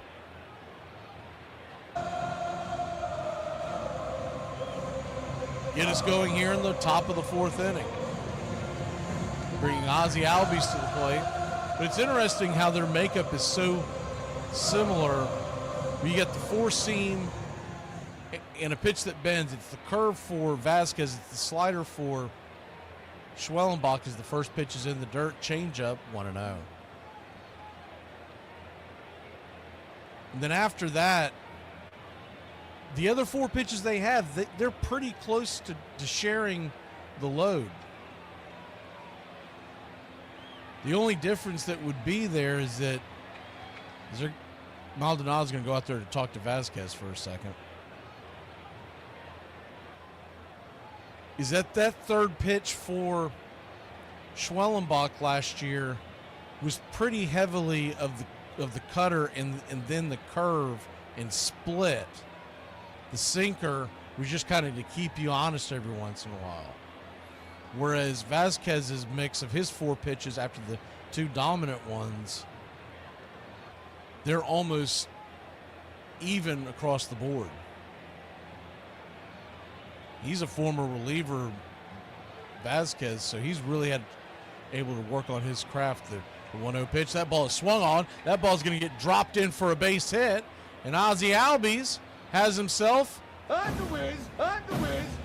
1-out single. Marcell Ozuna will head to second base.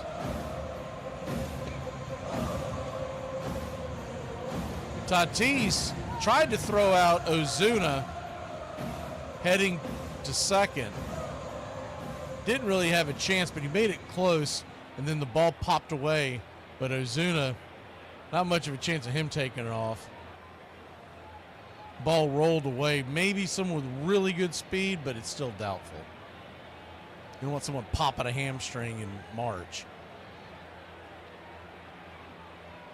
Michael Harris II digs in. First pitch on the way to Money Mike is swung on and dripped over to second. They're going to have a chance at possibly, all right, looks like we're going to get a double play because Ozuna ran on the ball. They did not call an infield fly rule.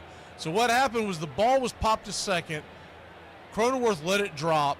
Harris headed back to first. Ozuna was heading to third because he thought he would at least go to one of the4 You're kind of damned if you do, damned if you don't. And that'll end the inning. It's going to be on the play a 4, 5, 6 double play. We'll be back in a flash here on Braves Country. Hope I cleaned that up for you. I might have just made it worse. We'll be back in a flash. On this date in history, coming your way. On this date in 1954, the Chicago Cubs fire skipper Gil Cavarretta after telling reporters the team had little chance to finish in the first division. The 36-year-old player-manager, who compiled a 169 and 213 record, a .442 winning percentage during his 3 years at the helm, is the first to lose a managerial position during spring training. On this date in 1973, Oakland A's owner Charlie Finley suggests the use of orange-colored balls in an 11-5 exhibition loss to the Cleveland Indians. Major League Baseball drops the novel concept after Cleveland outfielder George Hendrick, who hit 3 home runs in the contest, complains he had difficulty picking up the ball due to the lack of red seams on a white sphere. And on this date in 2002, the Boston Red Sox purchased Rickey Henderson's contract from Pawtucket, placing the future Hall of Fame outfielder on their opening day roster. The Man of Steel, as he was known, who joined the exclusive 3,000 hit club on the final day of the previous season, will begin his 24th year in the majors, appearing with his 8th different club. And that's your Braves Country Radio on this date in baseball history. Find us on YouTube and Facebook today.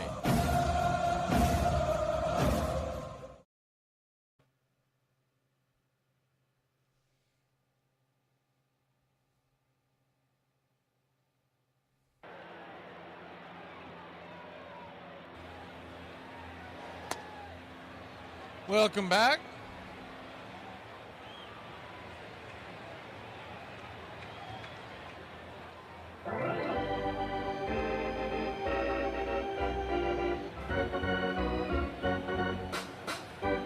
First pitch on the way to Luis Arias from Schwellenbach to start the bottom of the 4th is swung on and lifted into center field. Michael Harris will take a couple of steps to his left to make the catch. One away.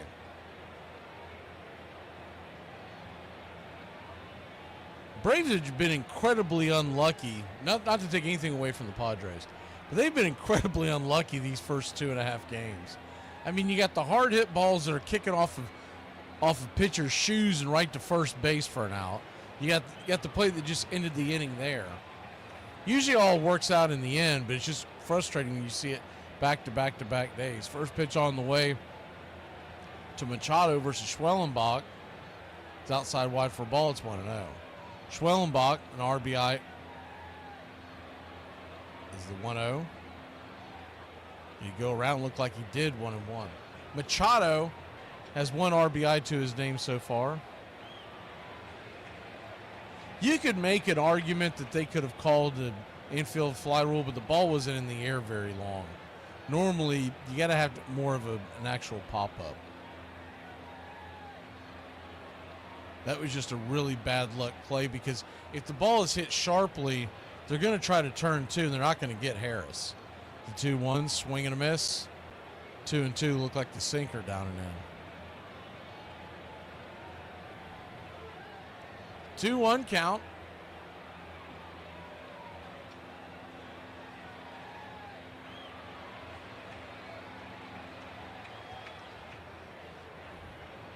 Pitch on the way. Looked like it got a piece of Machado. They're going to let him walk it off for a second.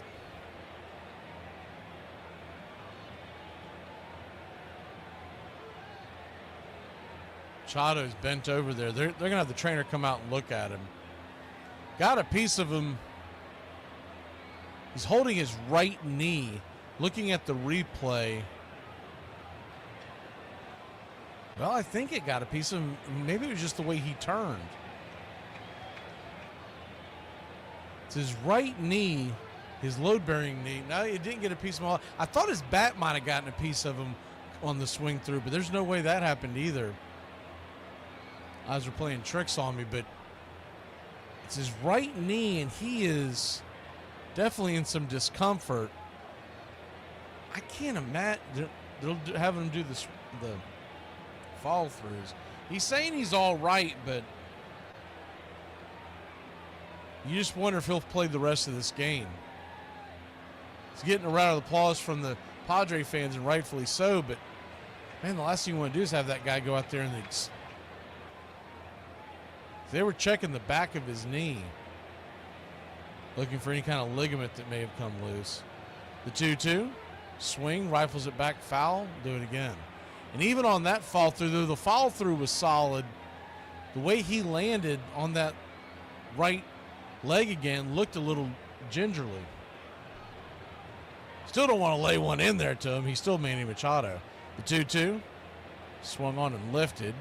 High into right field, fighting the sun is Kid Kelnick. He'll make the catch. 2 away. Number one question I have right now is why is Kid Kelnick not wearing sunglasses? I think he's got them on the back of his damn head. I mean, come on, man. Remember, was it last year, the year before we had that with the Braves? 2 or 3 games. I think it was 2 years ago. 2 or 3 games. They weren't wearing sunglasses during a day game. And it was 2 or 3 games within about a 2-week period, and it cost them defensively. First pitch to Merrill is outside for a ball. It's 1-0. Mark says the Braves know all about the infield fly rule. Yeah, that one was not an infield fly rule, Mark. 1-0. Inside 2-0. I don't care what anybody says. That's a part of our intro. So a 2-1 count.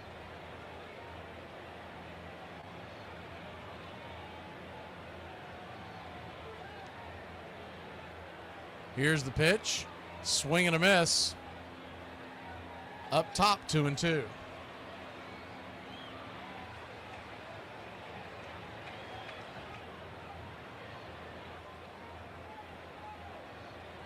Braves nothing, Padres nothing. Bottom of the 4th inning, 2 outs.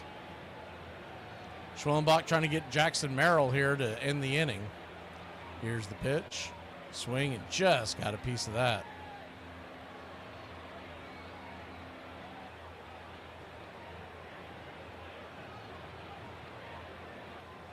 Two.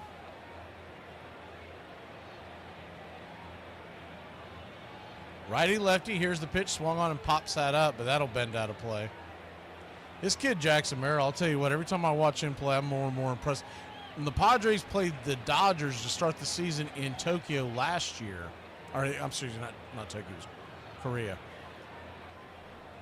He had a bad first game, but you could already tell that he was the real deal. First pitch on the way is up top and outside. Full count now. Kind of, not to the same extent, but kind of the way I feel about Baldwin. His first 2 games, he was hitting the ball in the screws. 3-2 in the dirt. Looks like he held up. He did. Ball 4. Merrill gets himself another bag.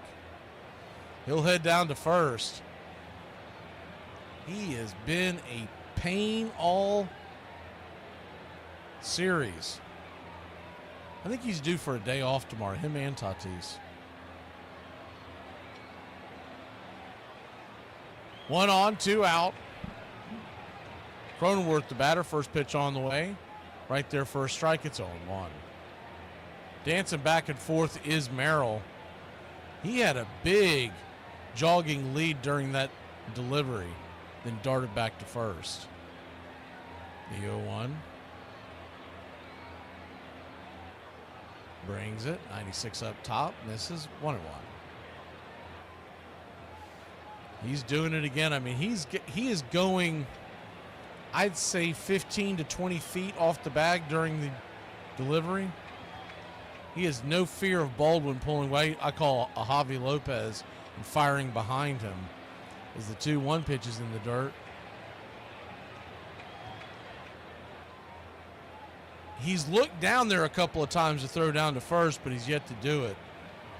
Javi Lopez is the best I ever saw do that. The 2-1 misses high and out of the zone, 3-1. The Schwellenbach, I don't know if it's in the back of his mind about Merrill dancing back and forth, but he is not hitting his spots in this at bat. The 3-1, nice curveball, smacks the black as it goes by, full count. On deck is Bogarts.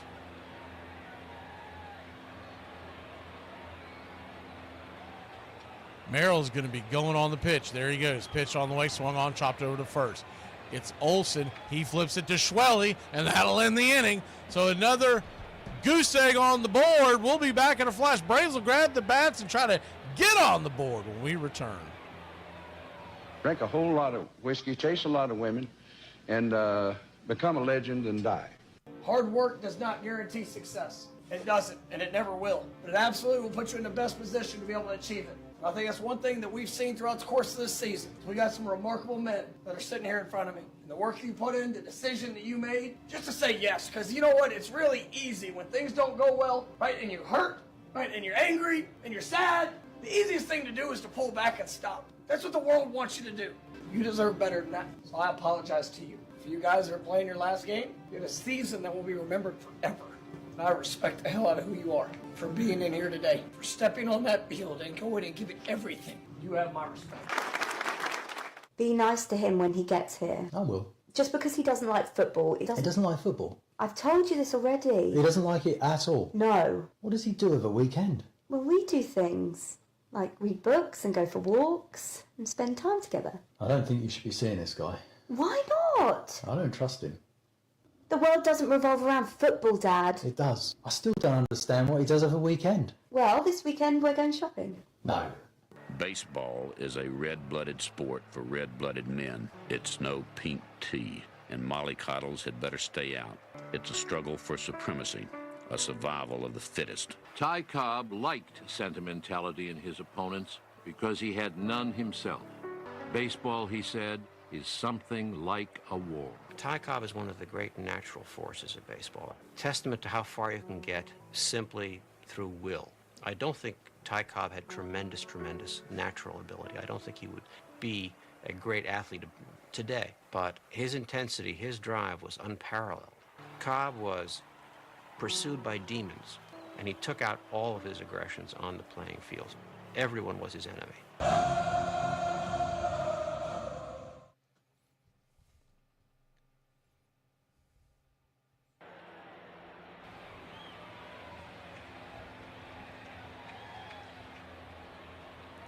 Welcome back.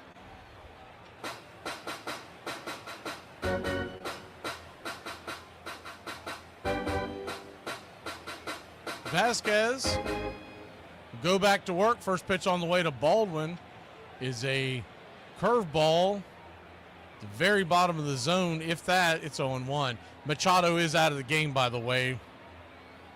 The 0-1. This is up top, 1-1. I'll never understand the theory behind letting a guy bat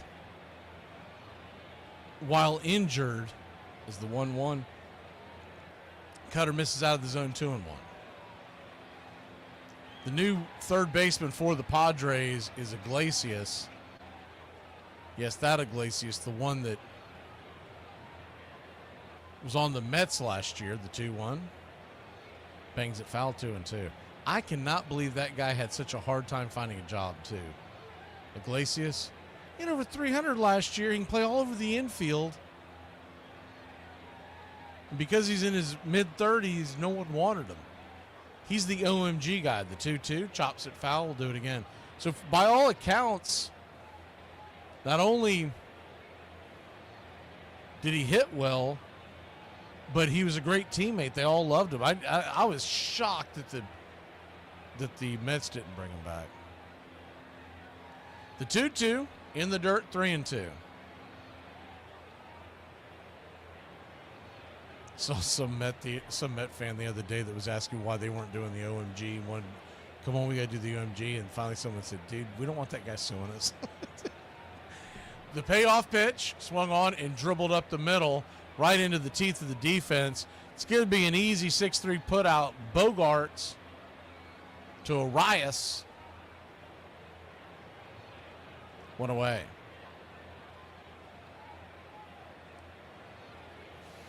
One down, Orlando Arcia, your batter.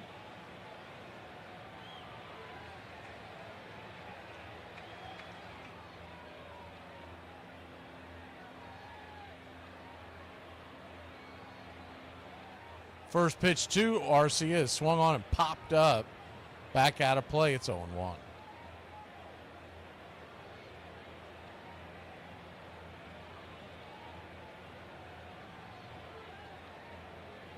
The 0-1.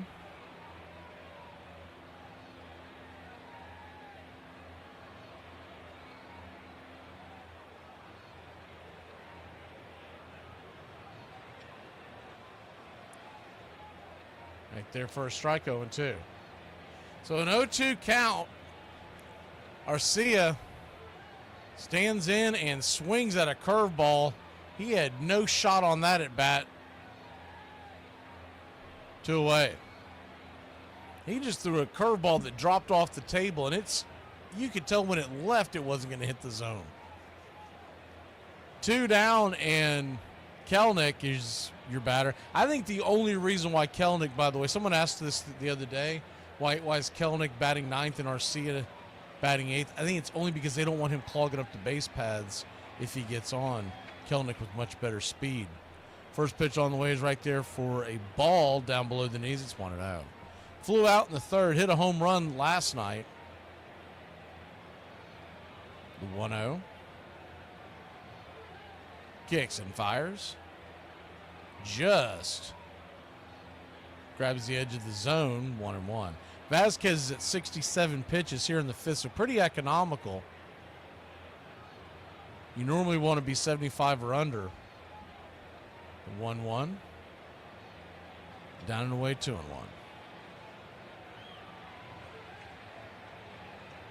Two 1 count.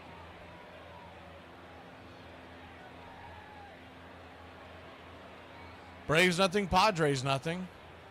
Here's the pitch. Swing. That ball's roasted into center field. That's through for a base hit. We haven't been able to celebrate that yet. That for a while. It's been a few innings. Just the third hit of the night for the Braves. Padres with only 1 hit. Kelenic will flip the order over.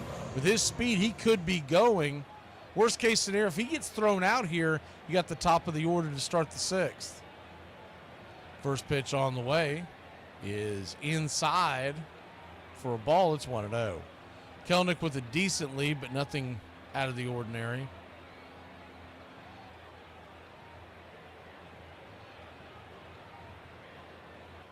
The 1-0.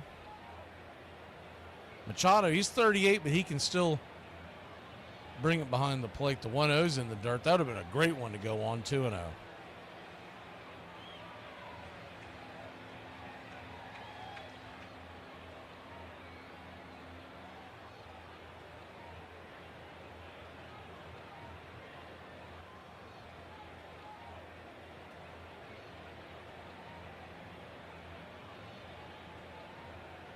Two-0 count. Kicks and fires. Foul back out of play. Profar trying to take that 1 yard.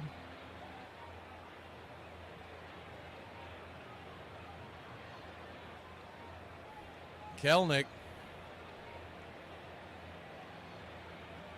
hasn't shown going yet, but there goes a throw, and he did go, and did he get him? I believe they got him. He got picked off. He was going on first move. They missed him with the swim move, but he came well off the bag, and that'll end the inning. Man, was that a quick move by Vasquez. He must have heard something from Maldonado, and it was a pretty good throw by Arias. We'll be back in a flash here on Braves Country. 0-0. Heading to the bottom of the 5th. Hear the news? A man was just killed on his honeymoon by a shark. Fortunately, they say he didn't suffer long. He was only married 5 days. Do you think you can beat the champ? I can take him blindfolded. What if he's not blindfolded? You son of a biscuit-eating bulldog! What the French toast? You think I wouldn't find out about your little doo-doo head cootie queen? Who are you calling a cootie queen, you lint-lipped girl? Bill, you cunt! Overreacting. No, Bill, overreacting was when I put your convertible into a wood chipper. Stinky McStink face! You hoboken.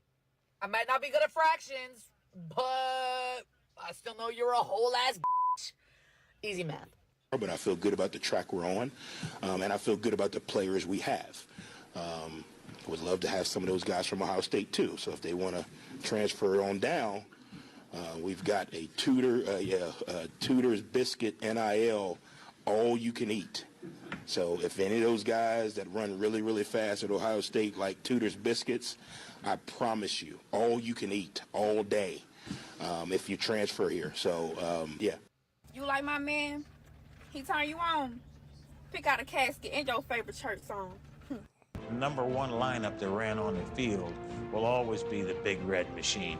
There was something about the moniker. There was something about the way they just plowed through team, ran over people. One of the greatest teams in the history of baseball. There's no disputing that. Look at the players. Look at those players. We had speed. We had defense, golden glovers. We had batting champions. We had home run champions. We had RBI champions. You come to a Big Red Machine game, you saw everything every night. We were a fan's dream. I'll put my guys up against anybody. It'd be hard to match that team. Braves Country Radio, your home for the classic call of Braves Country Baseball.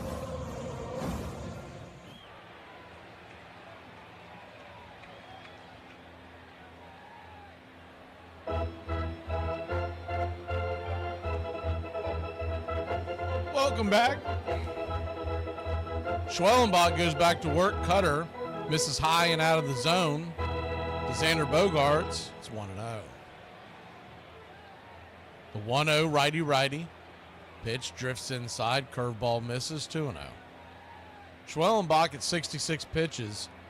It's a pretty good front that right there. Now, how many innings they'll let him go? Remember, we saw him go into the 6th against the Yankees during spring training. He struck out 10 that day. The 2-1. Turns and delivers. Swing, pops it up. Back behind home plate. Drake gives chase, but just gives into the seats. About 3 rows back. 2-2.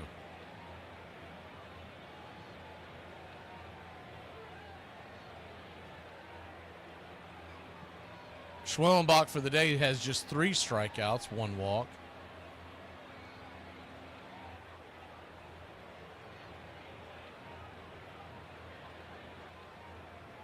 So a 2-2 count.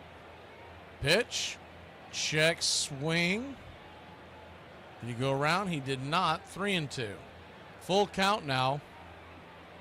Florida's heading to the Final Four. They knocked off Texas Tech. Looks like it was a 5-point win. 3-2. Swing and a miss. Strike 3. Got him. 4th strikeout of the day. One away.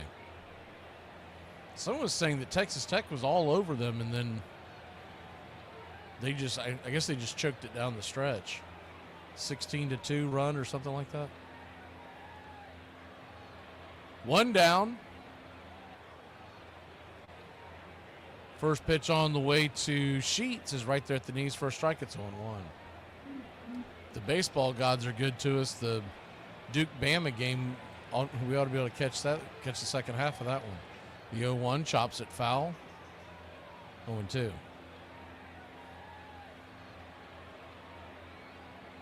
Hit the out-of-town scoreboard here in a second as well.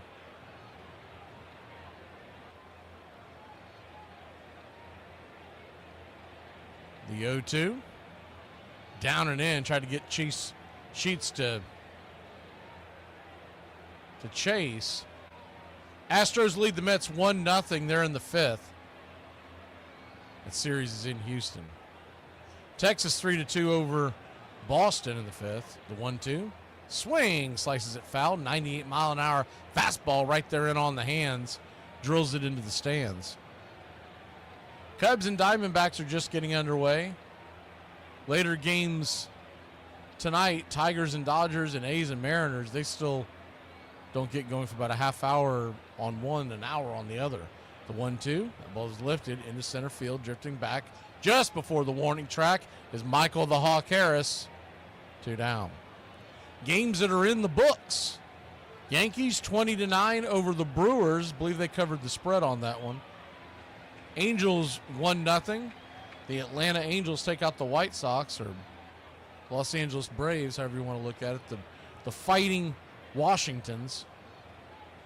Cardinals 5-1 over the Twins. First pitch on the way to Hayward is inside for a ball. It's 1-0. Orioles 9-5 over the Blue Jays. Phillies 11-6 over the Nats. The 1-0.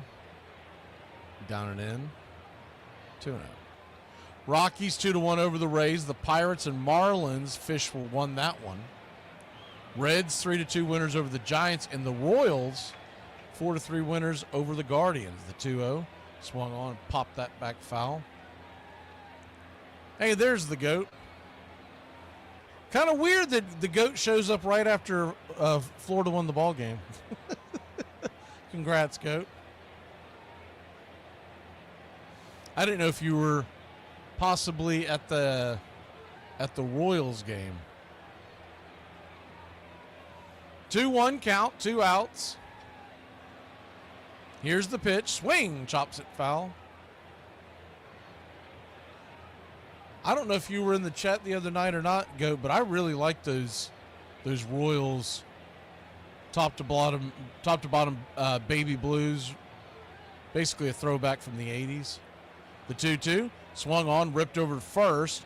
Olsen's got it. He'll flip it underhanded to Schwellenbach. He'll touch the bag, and that'll end the inning. 3 up, 3 down. 1, 2, 3. We go to 6, scoreless in San Diego. You see how I only slashed 3 of your tires and not all 4? Very mindful, very considerate, very demure. Takes a lot of trauma to look this good, but here I am. I hate when I post on my Facebook and Instagram. I hate when I be throwing hints and the wrong person respond to it. Like, ain't nobody mother talking to you. Especially that girl I just blocked the other day. Man, look here. Bad body built that. I done told your ass one time on, man, I'm done blocked this on 3 separate apps. She keep on finding me. She know she ain't built like no Coke ball. Duh, I can see that. You built like a damn kitchen sink. Your big stop sign shaped there need to leave me alone. I bet you your drawers fit like the red part around the baloney. Leave me the alone. I watched you guys win last year. You took it very much in stride. You took it in stride this year. You going to take the 3rd one in stride, too? If we can keep together, we will. That's the only problem that, in my mind. Baseball has changed the free agencies and the opportunity to be traded or to go wherever you need to go. And when things like that happen, they can break up a ball club. Bench had it right. In the years after 1976, the Big Red Machine gradually broke apart. And by the end of the decade, only an aging Johnny Bench remained. Rose is gone, Morgan's gone, Perez is gone. You're still here. Why is that? I guess I was the youngest. I had to figure it one time or the other. I'm at the age where it's my turn to be gone. All the wear and tear of catching had forced him to move to the infield as a first and third baseman. And by 1983, at the age of 35, it became clear to him that his days as a player were dwindling. My performance has not been great the last couple of years, and I know it wasn't as good as everybody else wanted me to because my standards are very high. Please like and subscribe today, youtube.com/@BravesCountry. Welcome back. Braves, Padres, nada, and we head to 6. Feels like old times. Feels like when we had everyone on the IL last year. Only difference is our bullpen's not quite as deep, so we need some runs. We head to the top of the 6th, and first pitch swing in his profile. He'll drift an easy fly ball out there to left field. Hayward really just kind of walked over to make the catch. Barely had to move, went away. Vasquez just 73 pitches. The Braves haven't done themselves a whole lot of help running up the pitch count. Vasquez could go past the 6, but probably won't this early in the season. First pitch on the way to Riley. There's a curveball at the knees. It's on 1.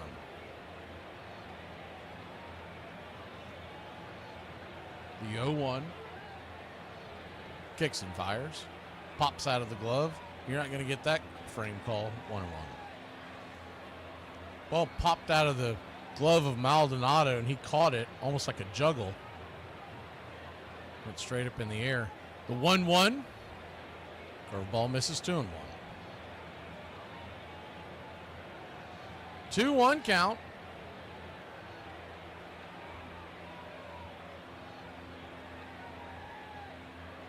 Here's the pitch. Curveball, missed the zone, got the call. Bad call by home plate umpire Ramon De Jesus. Done a pretty good job tonight, but he definitely missed that one. That would be an ABS challenge for sure. The 2-2. Corkscrewed foul towards the first base dugout. 2-2 once again.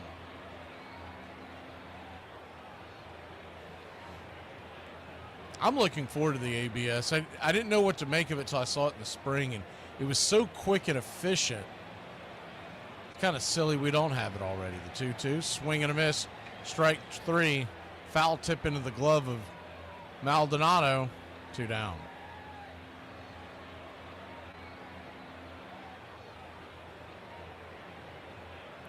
Two away.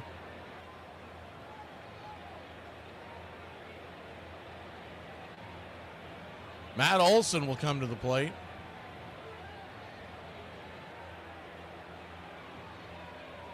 First pitch on the way to Olson is a strike right down the pipe. Changeup, it's 0-1. Righty-lefty matchup. Olson 0 for 2. Hit into a double play and then popped out. The 0-1. Misses outside. 1-1. This is when you would expect the Braves to possibly do some damage. Third time through the lineup. 1-1.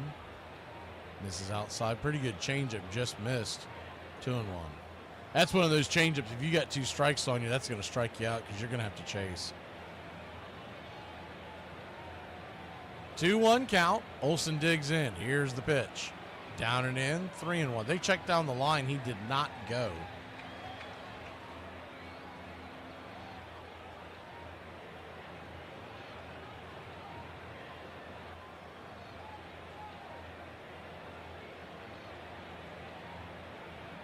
Three-one count. Pitch on the way. Swing! And that ball's belted high and deep. Going back on the track. Off the wall. I believe it stayed in play. We'll have to get an official call on that. It rattled off the wall, and Olson is standing at second base. Get a replay on that. Don't believe it left the yard, but I'm looking at the replay right now. Looked like it. Tatis just misplayed it. He was on a dead run. No, it actually hit his glove. Rolled out and went to the top of the wall. Get another slow down replay on this. It stayed in just barely. That thing kicked to the side just a little bit, it would have rolled over, which would have been a home run. Man, he belted that one. Ice House darn near went yard. Gotta love the fact there's randomly a Washington National fan out there in the middle of their little party zone. So 2 outs. Olson standing at second base. They are replaying it to see if it's an umpire review because it's a home run possibility. I'm pretty sure that came from upstairs.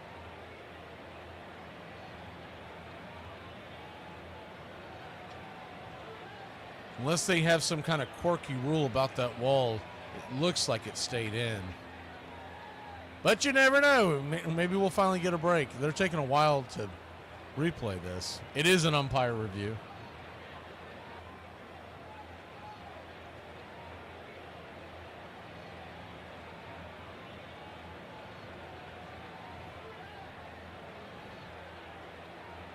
Braves nothing, Padres nothing. If nothing else, Olson is going to get in a scoring position for Ozuna.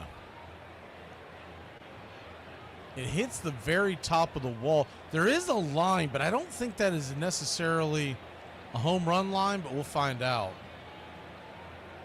Here's the call, and it is confirmed that it is a double. I think that was just the trim on the padding out there. There's a little white line, and it goes over the little white line, but I don't believe that's considered home run. There are some parks where if it goes over the lining, but Normally it's much more pronounced. So Ozuna will come to the plate. He takes the first pitch. Sweeper misses outside for a ball. It's 1-0. Braves got to get something going here with this rally. Be a good time for Ribby to come through. The 1-0. Curveball drops in for a strike. 1-1. We haven't even had a chance to display the new eyeglasses emoji. There it is. The 1-1. Outside wide. 2-1. I think there were others that changed. Maybe not. Oh, when the bases are loaded, in case you haven't seen that, that's the ducks all over the pond. 2-1 count.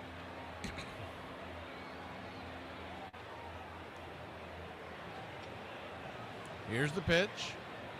Down and in, 3-1.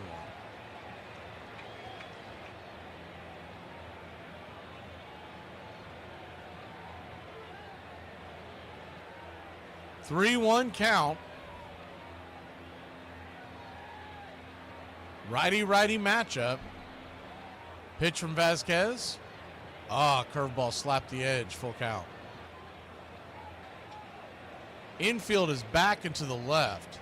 There's a huge hole on the right side. And essentially, Arias is the only defender over there between just right of the second base bag and first base. Full count. Ozuna steps out of the box for a second. Now he digs back in. Ozzie Albies is on deck. Olsen in scoring position. Here's the wind up to pitch. Down and away. Ball 4. So that'll bring up Ozzie Albies.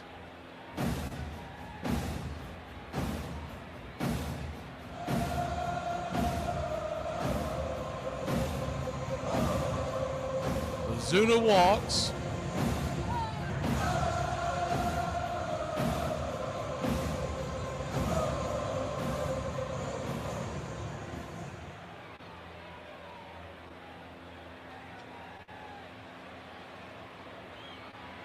They're going to go out there and have a chat with Vasquez. It doesn't appear that they are making the switch because I believe Schilt would be out there.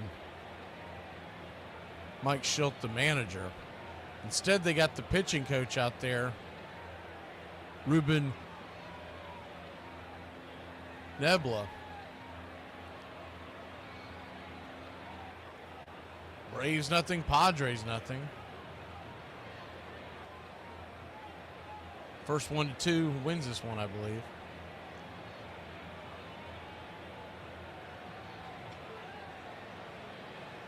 First and second. 2 outs. Not great speed on the base paths, but Olsen should score on a single unless it's sharply hit right at a defender. First pitch to Ozzie. Curveball down and in. It's 1-0. Vasquez at 91 pitches. You would think this is probably his last batter. Michael Harris stands on deck. And I would think they're probably going to bring a lefty in if that were the case. The 1-0 pops it up. Gets underneath it, and they'll bail out Vasquez. He'll dance out of danger. Easy fly ball, foul territory. Arias makes the catch, and that'll end the inning. Braves got a couple on, but couldn't get them across. We'll be back in a flash here on Braves Country. I honestly would never run after a man, but for you, baby, I'd put my Crocs into sport mode. Hey, that thing that y'all do in Alabama, you know, with the family stuff, you know, the Alabama family stuff, do you have to be from Alabama to do that? Is that can you be from anywhere? Roll Tide. Roll Tide. Some random ass man I just walked past was like, smile, it's beautiful out. I'm not smiling because I'm having a bad day. I just live in New York. Some of us, I don't want to name names, make pretty bad throat noises when they drink. And it makes me think that the throat is... me? No. Is it me? It's not Travis. So I went to the gym for the first time and actually worked out other than just walking on the treadmill, and I'm a little sore. So if you see me looking like a thick legend, don't say I didn't warn you. If you're a celebrity, shut up. Shut up. Don't tell us what to do. Don't talk to us like you know what it's like. Don't tell us that we should be voting for this person or talking about this. Stop talking. Stop talking. And it shouldn't be political. Feeding your family should not be political. And so in June of 1983, Bench announced that his 17th season as a member of the Cincinnati Reds would be his last. I decided about 3 weeks ago that it wasn't as much fun, and the body says it wasn't as much fun. I couldn't catch anymore. My back was killing me. I have 5 bad discs in my back, and I couldn't play like Johnny Bench, and I wasn't earning the money. It wasn't fair for me to take it if I wasn't earning it the way I should be on the field that year. That September, as the final games of Bench's career wound down, the Reds honored him with his own night, giving fans a final chance to come to Riverfront Stadium and say goodbye. Presenting the catcher of the Cincinnati Reds, one of the greatest players ever to wear a Reds uniform, number 5, Johnny Bench.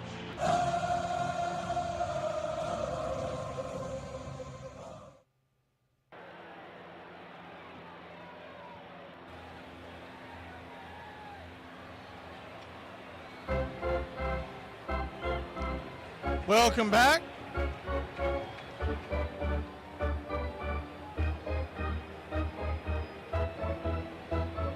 Schwellenbach will go back out there for a 6th inning of work.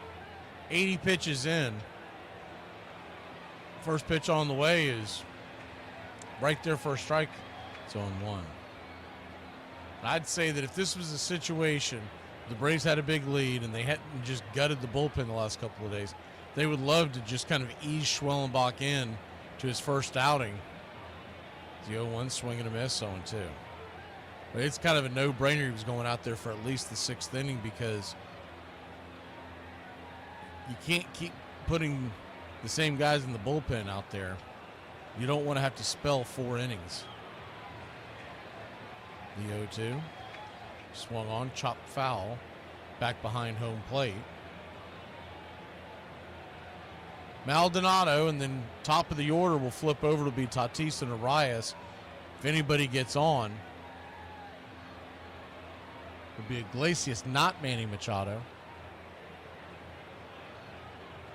The 0-2 swing, pops it up into right field, drifting over, making the catch is Kid Kelnick, 1 away. If he got a quick inning, you may even see him go out for the 7th, because that's where we're at right now with the use of the bullpen the last couple of days. I'm sure Snit and company were hoping for a much longer outing by Sale in that first game. And then the implosion by Neris just really threw a monkey wrench into the whole thing. First pitch to Tatis is a cutter. Just missed on the outer edge. It's 1-0. That pitch is a lot closer to a couple of the strikes that he gave Vasquez. Strange, the 1-0. Chops it over towards third. Riley's got it. Brings it across the diamond. Safely to Olsen. 5-3 on the putout. Quickly 2 down. Love to see a quick inning here. If we get a quick inning, you could get him out there for the 7th and just kind of see where it goes. He's had a couple innings so far where he gets the first 2 outs quickly and then ends up running the pitch count up. First pitch on the way to Arias is a curveball right there for a strike. It's 0-1. The infield is back and to the right. Riley's kind of by his lonesome there on the left-hand side.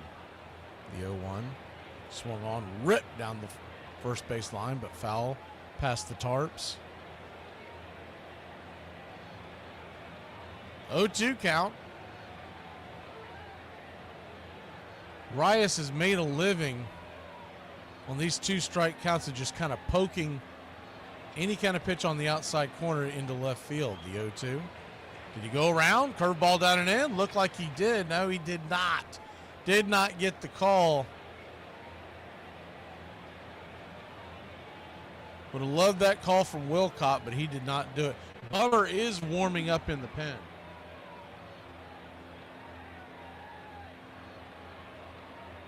The 1-2 from Schwell. Swing, chops it over towards first. A slow roller. Olsen will grab it and then touch the pillow, and that in the inning. 3 up, 3 down. We'll see if that's the last of it for Schwellenbach. If so, what a heck of a game he has pitched. We head to the 7th. You know how I told you I was working on my drinking? Well, I was doing good till I ended up in an Alabama concert.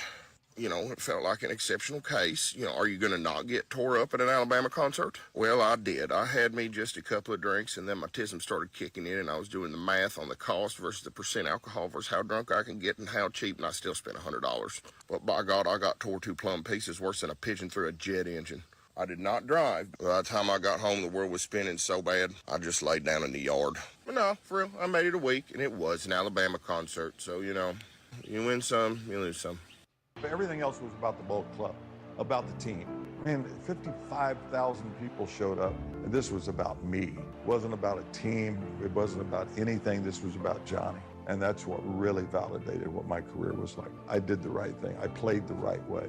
And, you know, and people appreciated it. You have done everything with such dignity. A man who has redefined a position. He was a guy the city could be so proud of during that period of time, and frankly, forever. I mean, people just exult when they think about it. You have made this day complete. You have made it better than I could have ever written a script for. I thank you so much. My family thanks you.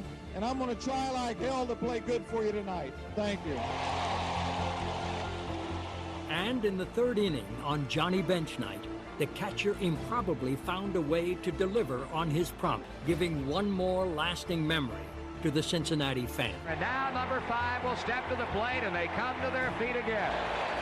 There it is. He's to left. Cruz going back, and it's gone. Oh my! A home run for Ben John his night. Look at John. Number 389, and this crowd capacity is going crazy.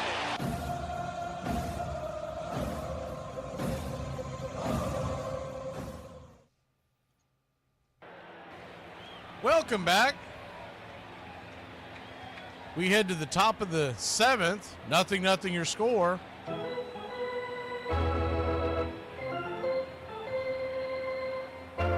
Looks like Schwellenbach's day is done. Thought that might be the case. He only had 90 pitches per se. This is also March. And you put the 90 pitches on top of the fact that he had what they called the up downs. As the first pitch on the way to Harris is right there for a strike. It's 0-1. Lefty-lefty matchup. Wandy Peralta, the pitcher. He's getting high fives in the dugout. He pitched a hell of a game. The 0-1. Just smacks the edge of the other part of the plate. 0-2. So an 0-2 count. Pitch on the way. Swing and a miss. Strike 3. Curveball down and in. Nasty pitch. 1 away. Just went for that bender. It's easy for us to say take it, but that's a difficult pitch to lay off of.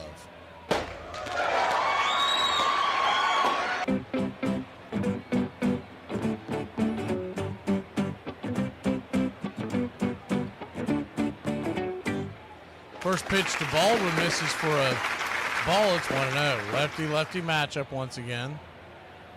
1-0. Swung on, dribbled over towards short. It's going to be a easy 6-3 put out. And quickly we have 2 down.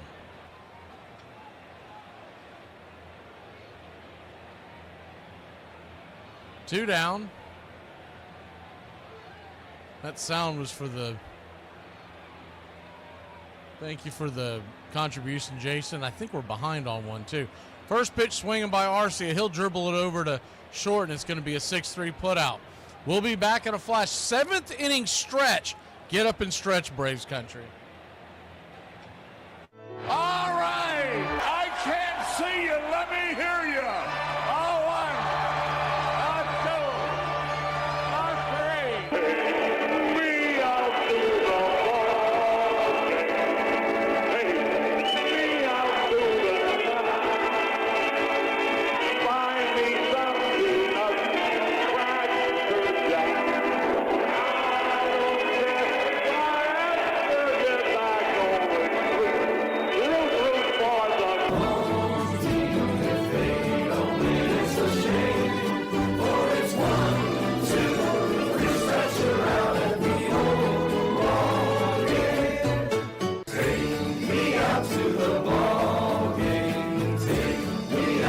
around.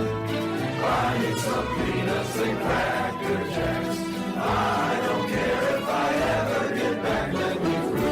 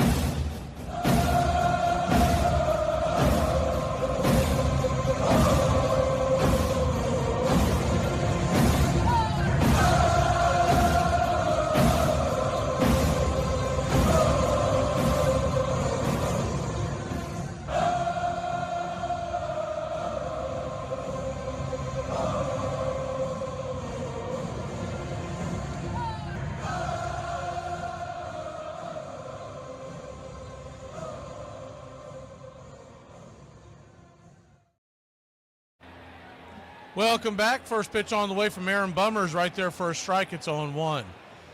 Lefty-righty matchup. Iglesias, the batter, batted .337 last year. First, the 0-1 pitch is swatted back foul. It's 0-2.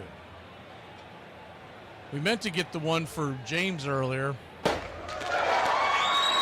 Appreciate it, James.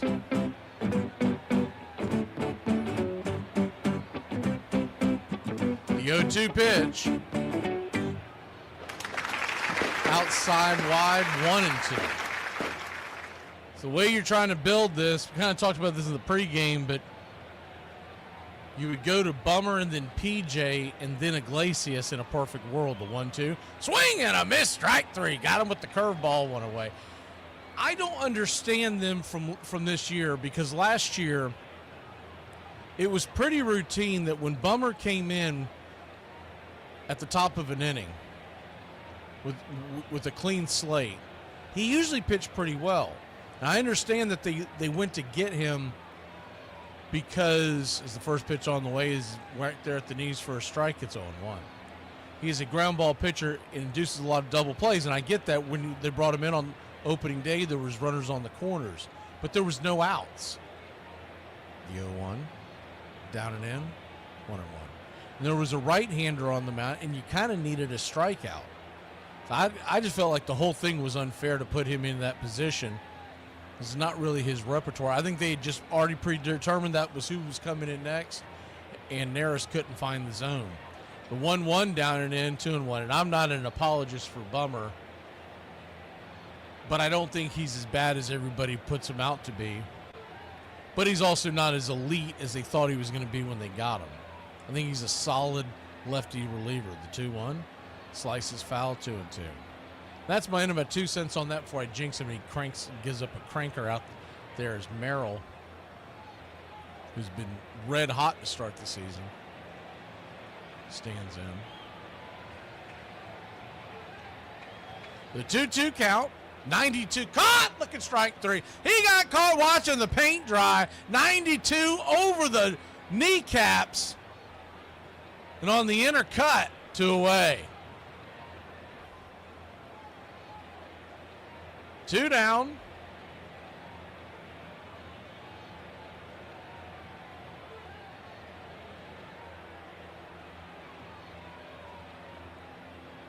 First pitch on the way.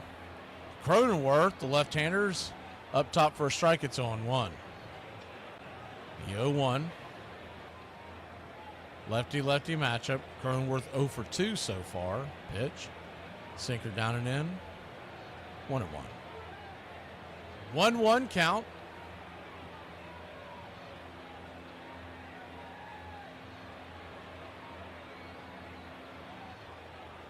Bummer comes set. Here's the pitch. Swing.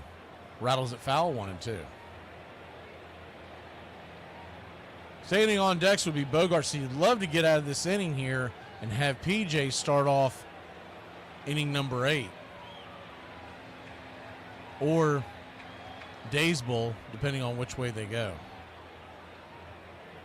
The 1-2. 1-2 in the dirt. 2-2.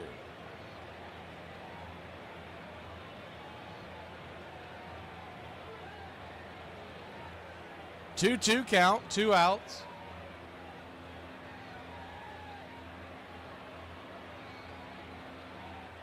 Bummer comes set. Here's the pitch. Just misses the outer edge. Man, that was close.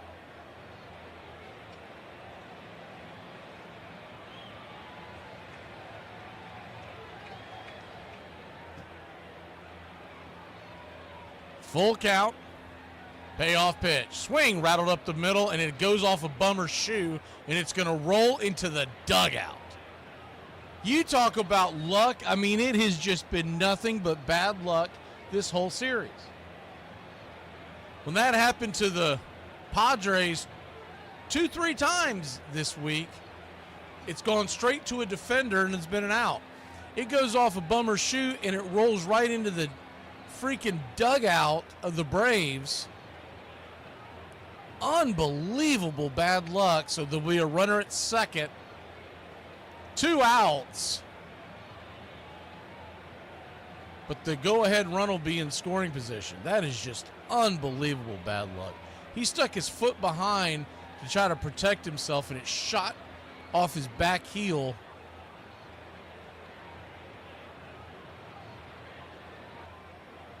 Unbelievable. So 2 down.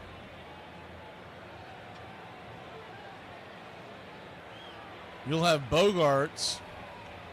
They're going to intentionally walk Bogaerts to get to the left-handed Sheets. They'll see if they decide to pull a pinch hitter. They've already used one bat off the bench.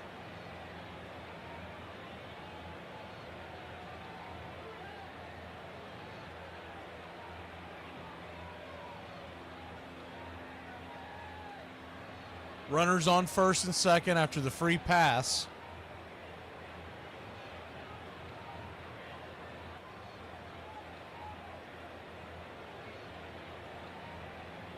And it looks like they're going to bring Yuli Gurriel in to face Bummer, which means we're going to go get Daysbull Hernandez and not Pierce Johnson to try to get out of this jam. When we come back, runners on first and second, 2 outs. A righty-righty matchup when we return.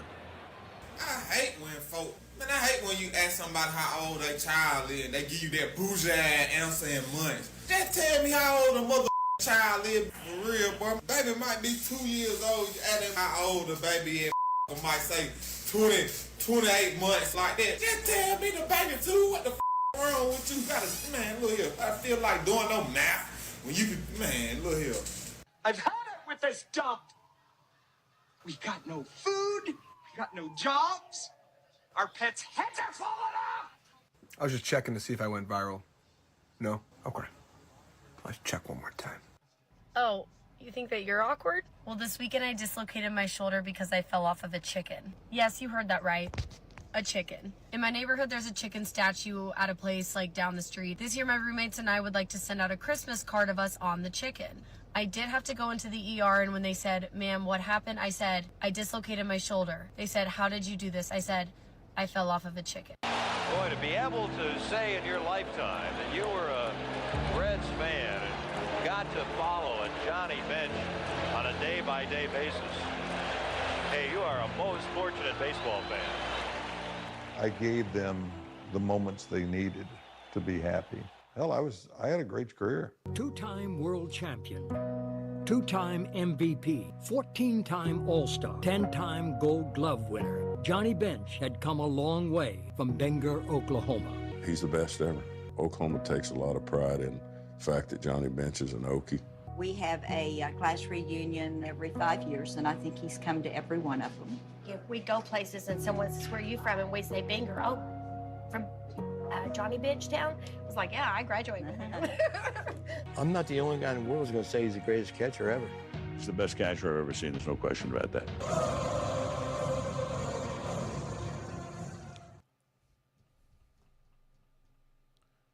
Welcome back. First pitch on the way from Daysbel Hernandez to Yuli Gurriel is outside wide for a ball. It's 1-0. Righty-righty matchup. The 1-0 right there. Slider at the knees. 1-1. 1-1 count. Runners on first and second. Tie ball game. Swung on. That ball's going to get dribbled through the infield just past the diving glove of Arcia. And Profar bobbles it out there, and it's going to be a 1-0 score. Slowly hit ball. Braves were playing him straight up the middle, and Arcia, with very little range, had no chance of making that play. Would have been nice if he could have at least knocked that down to keep the runner from scoring, but he did not, and it's 1-0.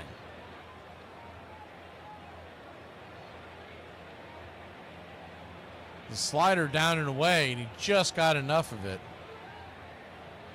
First pitch on the way. Jason Hayward is up top for a strike. It's 0-1.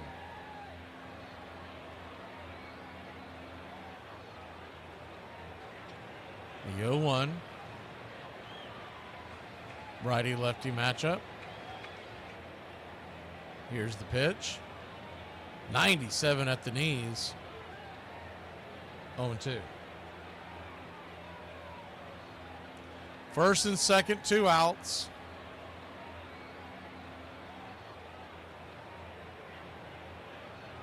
The 1-1 swung on, pops it up.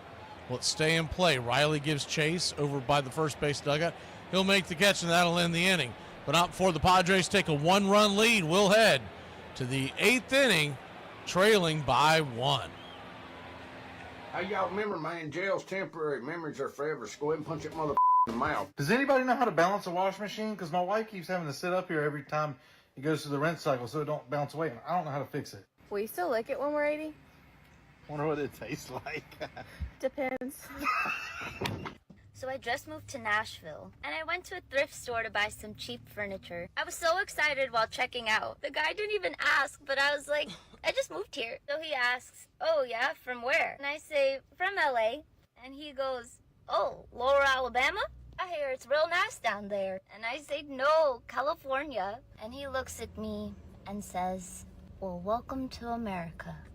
This is the career of Johnny Bench. He once hit a grand slam off of Jim Palmer in the minors, which is pretty impressive, considering Jim Palmer never allowed a grand slam in 19 major league seasons. He was the first catcher to win the Rookie of the Year award. That same year, he won a Gold Glove, which was the first time the award was won by a rookie. At age 22, he became the youngest player to win the National League Most Valuable Player award, leading the National League in home runs and setting a Reds franchise record for RBIs. 2 years later, he added another MVP award, leading the league in both home runs and RBIs. 24 years old, and he already accomplished what many players could only dream of. In 1974, he led the league with 129 RBIs and scored 108 runs, making him only the 4th catcher in Major League history with 100 or more runs and RBIs in the same season. He is the only catcher ever to lead the league in total bases, when he accumulated 315 in 1974. When he retired, he was the career home run leader for catchers. He also holds the record for most grand slams by a catcher with 10. His .990 caught stealing percentage and his .987 career fielding percentage helped validate the 10 Gold Gloves he won during his career. He caught 118 shutouts during his career. His 100 or more games caught in each of his first 13 full seasons is a National League record. Braves Country Radio, your home for the classic call of Braves Country Baseball. Welcome back.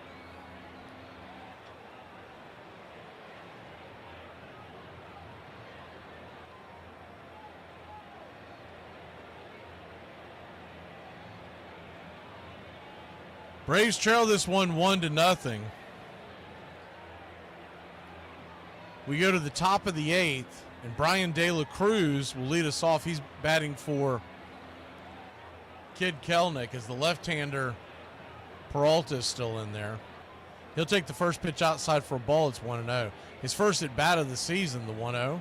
Swung on and corkscrewed down the first base line. Just foul.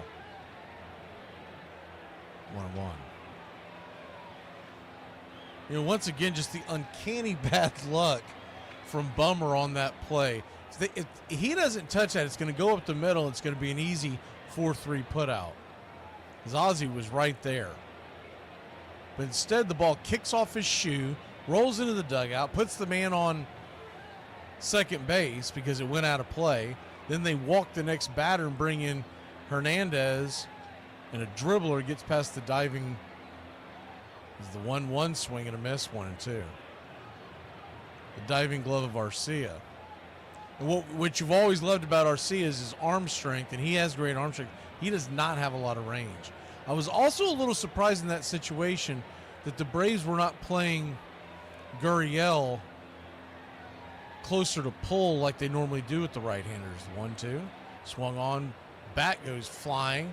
It's going to be over to Bogarts, 6-3 put out. Everybody's okay. The bat shattered and went in between home and third, 1 down. Looks like it broke off right there at the handle. 1 down. They're going to pull Peralta as they're going to make Profar hit from the right side. We'll be back in a flash, or excuse me, hit on the left side. We'll be back in a flash here on Braves Country. The right-hander is coming in for the Padres. Call me fat. Cool. Now call me ugly. You're lying. You're stressed. You're trying to find things to say. What the hell is a sundress, and why are men so obsessed with it, man? I don't understand it. Because literally all I ever see is, can't wait for sundress season, can't wait for sundress season. Girl, what the hell is a sundress? I like a bit of fashion here and there, but I genuinely don't know what a sundress is. This is the career of Pete Rose. He got the nickname Charlie Hustle after he sprinted to first after drawing a walk in a spring training game. Mickey Mantle claims he got it after trying to climb a fence to catch a home run that was 100 feet over his head. In 1965, he led the league with 209 hits. It was the first of 10 seasons he would finish with 200 plus hits. That same season, he batted .312. This was also the start of 9 consecutive seasons of hitting 300 or better. In 1968, he won his first batting title. In 1973, he led the league in hits and batting average, which led to him winning his first and only MVP award. He was an integral part of the Big Red Machine, including both their World Series runs in 1975 and 1976. The 1976 club remains the only team since the expansion of the playoffs in 1969 to go undefeated. On April 29, 1978, he had arguably the best game of his career, going 5 for 6 and hitting 3 home runs off of 3 different pitchers. 6 days later, he became the 13th player in history to reach the 3,000 hit milestone. That same season, he would go on a tear, getting a hit in 44 consecutive games to tie Willie Keeler's National League record. In 1984, while a member of the Expos, he joined Ty Cobb as the only players with 4,000 hits. That same year, he returned to the Reds and was immediately named player manager, the last one in Major League Baseball history. The very next year, he became the all-time hits leader when he singled off of Eric Shaw for his 4,192nd hit of his career. He retired in 1986 and would go on to manage the Reds until 1989. He currently holds or shares at least 18 different baseball records. Do you think he belongs in the Hall of Fame?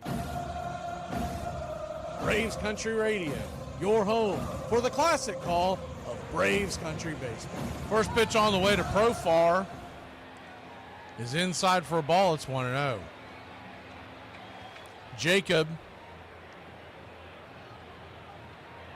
the right-hander, comes on. We saw him the other day. Pretty good stuff, the 1-0. Swing, that ball's belted down the right field line, but foul just before the foul pole.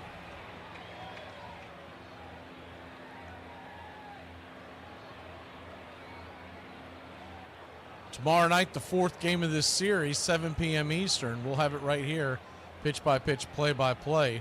A.J. Smith-Shawver takes the mound. 1-1. They're going to say that grabbed the top of the zone, 1-2. The 1-2 count. Pitch didn't actually hit where that marker is on your screen. It was a little north of that. But nonetheless called a strike. The 1-2 swung on, pops it up down the line. We'll do it again. I mean, if there's one team that knows how to pitch Profar, it's going to be the San Diego Padres. 24 home runs for them last year. The 1-2. Swing, rips it into center field. That's going to get through for a base hit. He just kind of roped that one into center field. And we got something cooking here. Top of the 8th inning. 1 on, 1 out.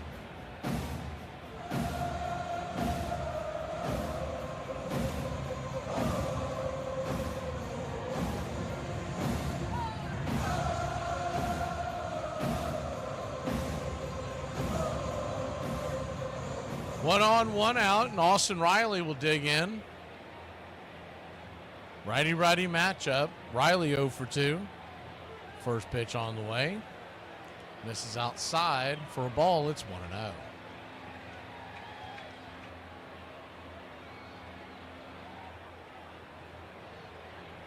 The 1-0.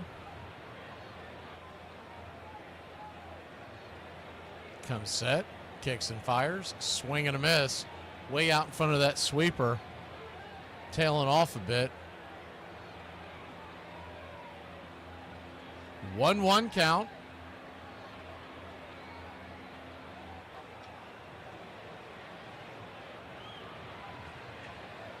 The pitch on the way to Riley. Misses outside. Sweeper. 2-1.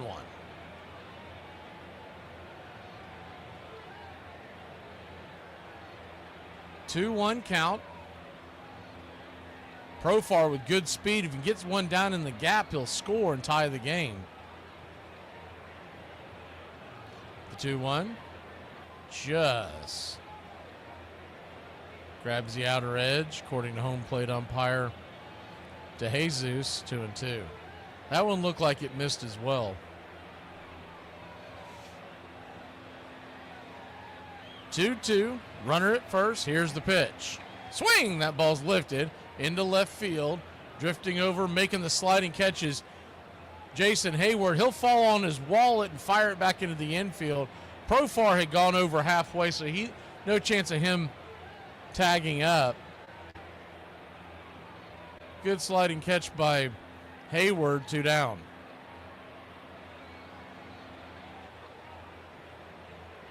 I think the slide was just really to stop his momentum. He was catching the ball as he was sliding.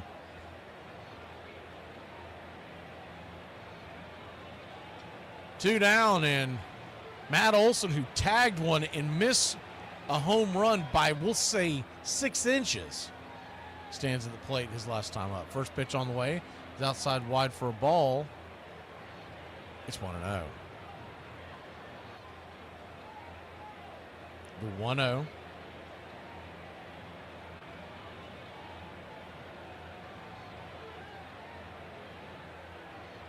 Kicks and fires inside. 2-0. So a 2-0 count.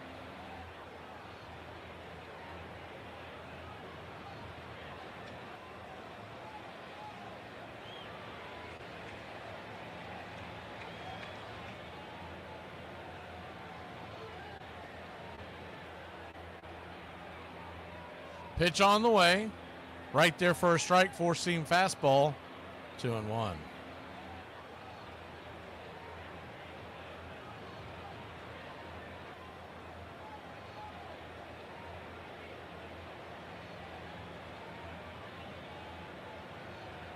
The 2-1 pitch. Swing! That ball's lifted high in the sky, but not very deep. Got underneath that one as well. He's just missed timing that. Olsen even made a look at the dugout like he thought he had it. That'll end the inning. F8 in your scorecard. We'll head to break. 9th inning, or bottom of the 8th we go. Braves trail by 1 once again here in San Diego. That's my puppy dog. This is my puppy dog. He's a cute puppy dog, and I love that puppy dog a lot. Mom, can you believe they're still together? Who? After all the they've been through? Who? Your butt cheeks. It's gonna be one of those days. The voices in my head are fighting, my imaginary friend is running with scissors, and at one point, one of my personalities wandered off. Did you blow bubbles when you were a kid? Yeah? Is that like a trick question? No, I just ran into him today. He asked for your number. Whether he was drinking beer, eating hot dogs, or crushing home runs, Babe Ruth was a legend. So here are some of his most ridiculous stats. His 60 home runs in 1927 were 14% of the Major League Baseball total for that season. There is not one person in MLB right now who's accounting for 14% of the home run total, period. The league average in 1921 was 59 home runs per team. The same total Babe Ruth hit all by himself. He batted over 350 8 times, won a batting title in 1924, and hit as high as 393 in 1923. Was anyone more dominant than the great Bambino during their career? You tell me in the comments. He just had a style to him like nobody. Ricky was Ricky. Ricky was Ricky. He was a hot dog. He loved being a hot dog. That means people paid attention. Hits a homer, pop the collar. Today, I'm the greatest of all time. He's charismatic.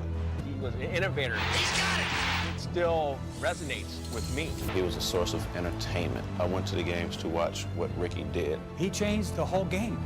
Just watching him style around was a show. He came up at a time when there was a behavioral code. You gotta understand, old school, if you showed up, you got thrown at. But with Ricky, I don't think he fed off anybody. I think he was his own man. Please like and subscribe today. It helps us bring you more. Braves Country Radio, your home for the classic call of Braves Country Baseball. Bottom of the 8th we go.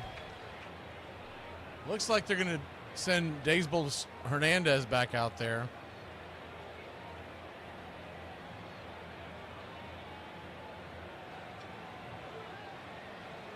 They're setting this up where if the Braves don't come back and tie this game, we go to extra innings or whatnot, where Iglesias will have to get in the game tomorrow because they don't want him to go this long without throwing. Doesn't matter what the score is. It'll be De Los Santos, as they've just updated the card. First pitch on the way is right there for a strike. Inside, it's 0-1. De Los Santos has had a pretty good spring. He's got good stuff. He struggles with command sometimes, but he's got pretty good stuff. The 0-1. Swing and a miss slider. 0-2. We saw him several times during the spring games,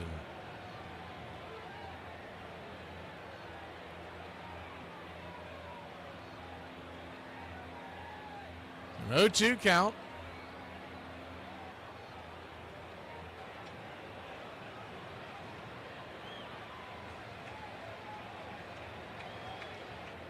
Righty, Maldonado, Tatis will follow. The 0-2's down and in. 1-2. Arias.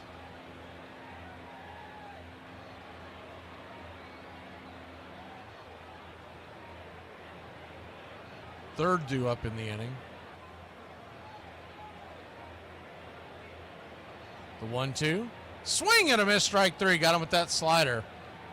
I mean, he had that thing working in the spring. It's an impressive pitch. One away. I really do believe he's a pretty good find. I just don't think they have a lot of confidence in him yet. But he, like I said, during the spring, we watched him pitch quite a bit. Now, this will be the true test here is against a guy like Tatis. Righty matchup. De Los Santos comes set.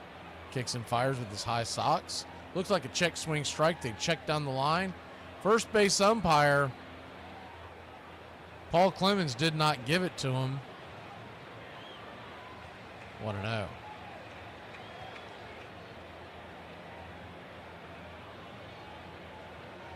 The 1-0 brings it.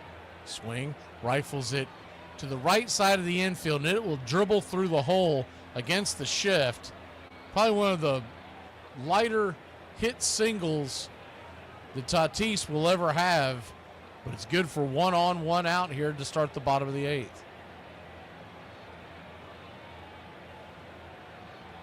Inside out of that pitch and just shoved it to the right side. Ozzie was playing really close to the second base bag, and Olsen close to the first base bag. There was nobody over there.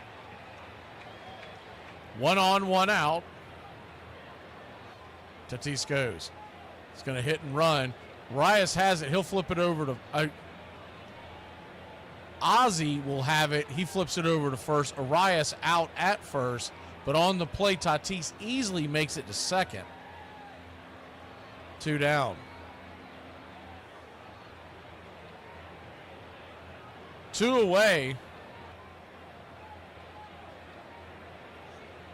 The good news for the Braves, you can't have bad luck the whole year, so they keep replaying that darn ball going off a bummer shoe that is the only run in the game so far. First pitch on the way inside to Iglesias for a strike. It's 0-1. You got to just assume that it all evens out in the end, and we've got some luck coming our way. What it reminds me of, a couple of years ago, we were playing the Mets at the beginning of the season. The 0-1. Soft line drive over to the third base. Running catch made by Riley, and that'll end the inning. So the Braves get out of it. We'll head to the top of the ninth. We need a run to tie it up. Some guy by the name of Marcell Ozuna going to be leading us off. I didn't know Sylvester Stallone was on his 3rd marriage. I guess his first one was Rocky, and his second one was Rocky 2. Girls, what's just happened? So, there's an ice cream van there selling just 2 ice creams with 2 chewing gums in it. Yeah. For bloody £9 for 2 of them. £9 for 2? Yeah, £9. That is going to get nowhere. One that comes on my street is either £1 a p or £2. Like, he's going to get nowhere with that. No, he ain't, is it? No, he ain't. That's well bad, isn't Yeah, it? you should know. And he only does bloody card. Stood there with my cash. Bloody hell. That's well bad, isn't it? Bloody well bad. Yeah. Yeah, bet he can hear me. Next time your wife asks you if the dishwasher is making a funny sound, tell her no. You sound just fine to me.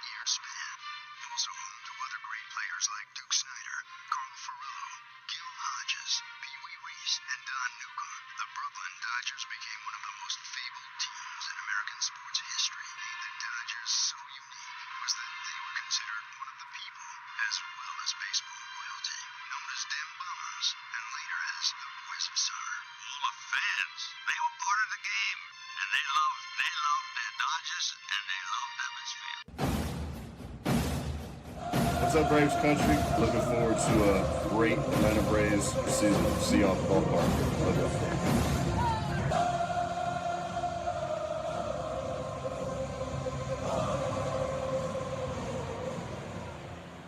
Welcome back.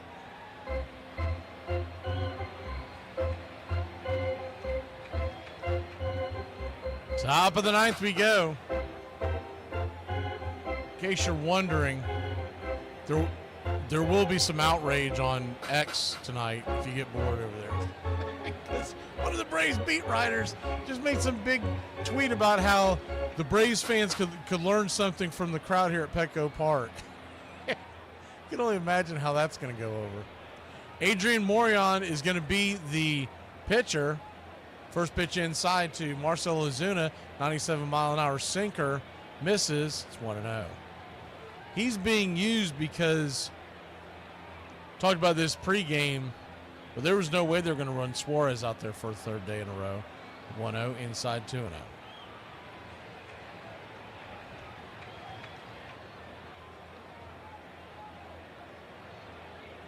Two-0 count. His name is spelled M-O-R-E-J-O-N. I always want to call him Moron. I try to catch myself. The 2-0 just misses inside 3-0. He's got good stuff. The left-hander throws high heat, and he's got a good bender. I was wondering where they would go. A little surprised they went here because you got Ozuna and then Ozzy, who's a much better power hitter from the right side. The 3-0. Fastball right down the track, 3-1. You got to figure if Ozuna can reach, it would be prime time to put Eli White in to run. The 3-1. Misses high, ball 4. He'll head on down to first. Maybe. You might just walk back to the dugout because I got to figure we're getting a pinch runner one way or the other.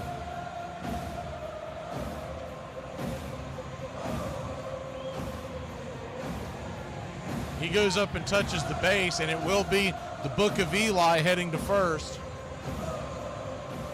You have to technically go touch the base before you get tagged in, which is kind of a stupid rule, but it is what it is. 1-0 your score if you're just joining us.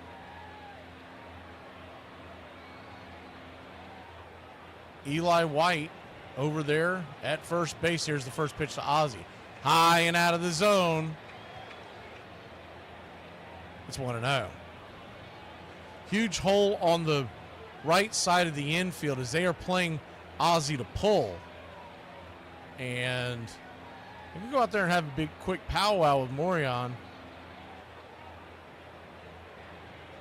It's the pitching coach, not the manager, Nebula, who's going out there to talk to him. So this is just strategy, maybe just to calm him down a bit. He might have good stuff, but at the same token, he's not typically their closer, so all kinds of butterflies. And these players know they're on national television, the whole 9 yards. I think this is more of just him trying to calm him down.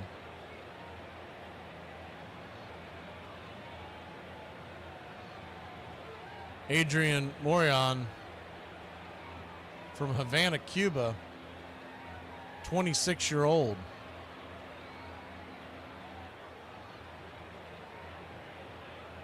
He's been with the Padres since 2019. So not his first rodeo, but not typically the closer. Back to work. Morion kicks and fires. The first pitch swung on and lifted into right field. It'll be caught by Tatis. Easy fly ball out just before the warning track. One away.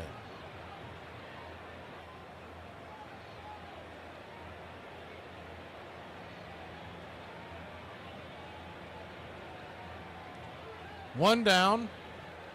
If you are curious, he did have 2 saves last year. Those are only his 2 saves of his career. Michael Harris' second will be the batter. Due up after him would be Drake. It'd be interesting to see if they have Drake face the lefty or if they go to the bench. First pitch on the way, misses high. For a ball, it's 1-0. What you could do is you could pinch hit.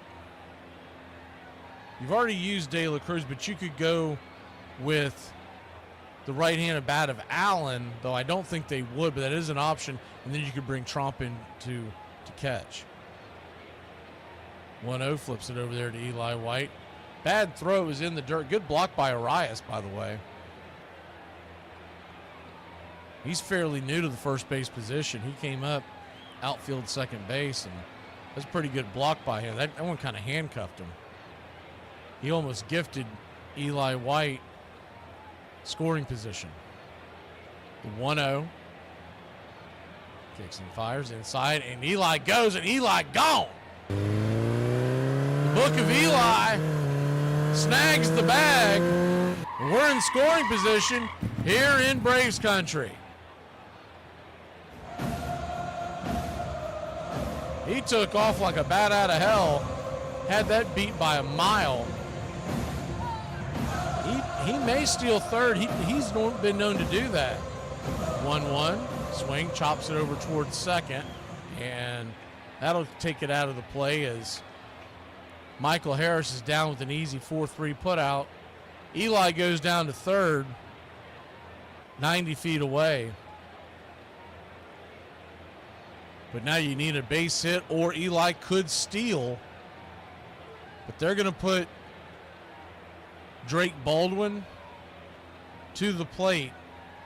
I don't hate this move. You could go Nick Allen, but Baldwin has shown mastery with the bat all spring. And all you need is a base hit. He's not a power hitter. All you need him is a slap one. Maybe even a wild pitch. First pitch on the way. Fastball 97. Up top for a strike. It's 0-1.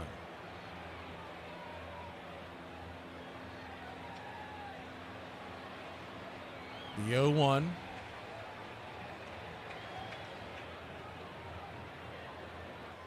Rocks and fires. Fastball misses high and inside. 1-1.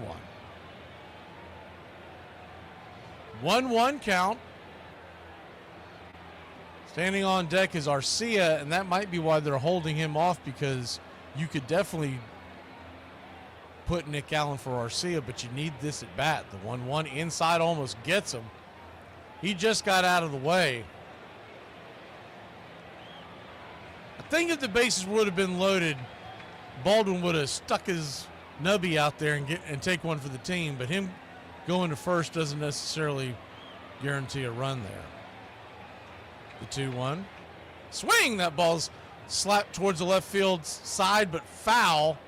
Sliced it out of play. 97 miles an hour right in his wheelhouse. Goes towards the Padre dugout. The Braves are down to the last strike.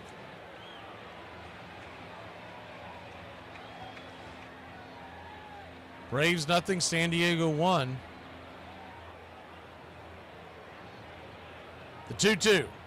Swing, chops it foul down the first base side. We'll do it again. 97 mile an hour sinker. We're back at it tomorrow night.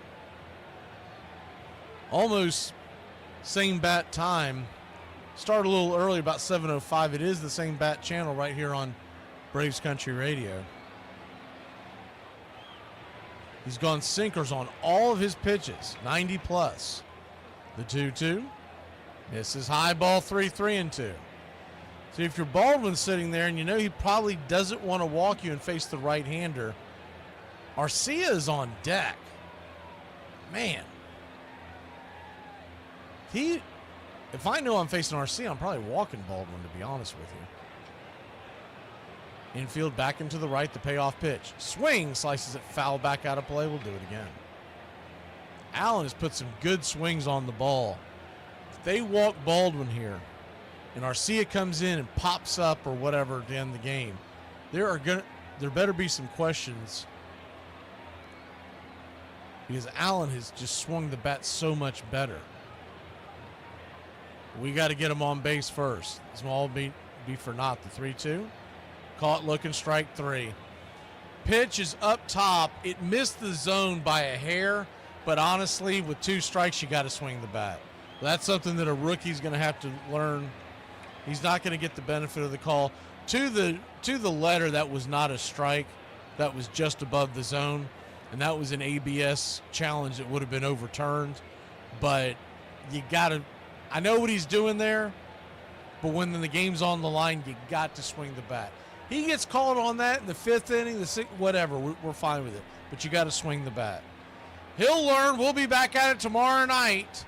Tomorrow night's the A.J. Smith-Shawver episode, and hopefully we get our first win of the season. It's been a tough stretch so far, Braves Country. We'll see you tomorrow night.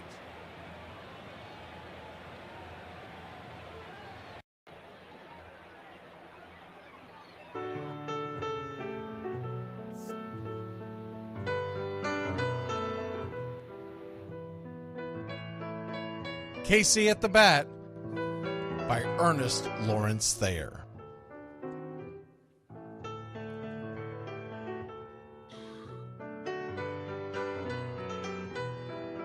The outlook wasn't brilliant for the Mudville Nine that day. The score stood 4-2, but with 1 inning more to play.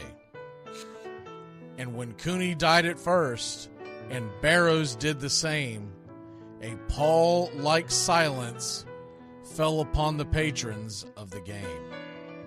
A straggling few got up to go in deep despair. The rest clung to the hope which springs eternal in the human breast. They thought, if only Casey could but get a whack at that, we'd put up even money now with Casey at the bat.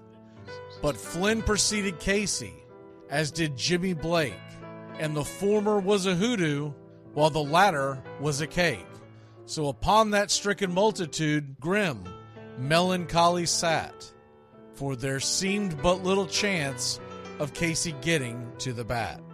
But Flynn let drive a single, to the wonderment of all, and Blake, the much despised, tore the cover off the ball. And when the dust had lifted, and men saw what had occurred, there was Jimmy safe at second, and Flynn a hugging third. Then from 5,000 throats and more, rose a lusty yell. It rumbled through the valley, it rattled in the dell. It pounded on the mountain and recoiled upon the flat, for Casey, mighty Casey, was advancing to the bat. There was ease in Casey's manner as he stepped into his place. There was pride in Casey's bearing, and a smile lit Casey's face. And when responding to the cheers, he lightly doffed his hat. No stranger in the crowd could doubt 'twas Casey at the bat. 10,000 eyes were on him as he rubbed his hands with dirt. 5,000 tongues applauded when he wiped them on his shirt. Then while the writhing pitcher ground the ball into his hip, defiance flashed in Casey's eye, a sneer cooled Casey's lip. And now the leather-covered sphere came hurtling through the air, and Casey stood a-watching it in a haughty grandeur there. Closed by the sturdy batsman, the ball unheeded sped. That ain't my style, said Casey. Strike one, the umpire said. From the benches black with people, there went up a muffled roar, like the beating of a storm waves on a stern and distant shore. Kill him! Kill the umpire! Shouted someone on the stand, and it's likely they'd have killed him had not Casey raised his hand. With a smile of Christian charity, great Casey's visage shone. He stilled the rising tumult, he bade the game go on. He signaled to the pitcher, and once more the dun sphere flew. But Casey ignored it, and the umpire said, "Strike two!" "Fraud!" cried the maddened thousands, and echoed answered, "Fraud!" But one scornful look from Casey, and the audience was awed. They saw his face grow stern and cold. They saw his muscles strain, and they knew that Casey wouldn't let that ball go by again. The sneer is from Casey's lip. His teeth are clenched in hate. He pounds with cruel violence his bat upon the plate. And now the pitcher holds the ball, and now he lets it go, and now the air is shattered by the force of Casey's blow. Oh, somewhere in the favored land, the sun is shining bright. The band is playing somewhere, and somewhere hearts are light. And somewhere men are laughing, and somewhere children shout. But there is no joy in Mudville. Mighty Casey has struck out. Casey at the Bat, Ernest Lawrence Thayer, published June 3rd, 1888. San Francisco Examiner.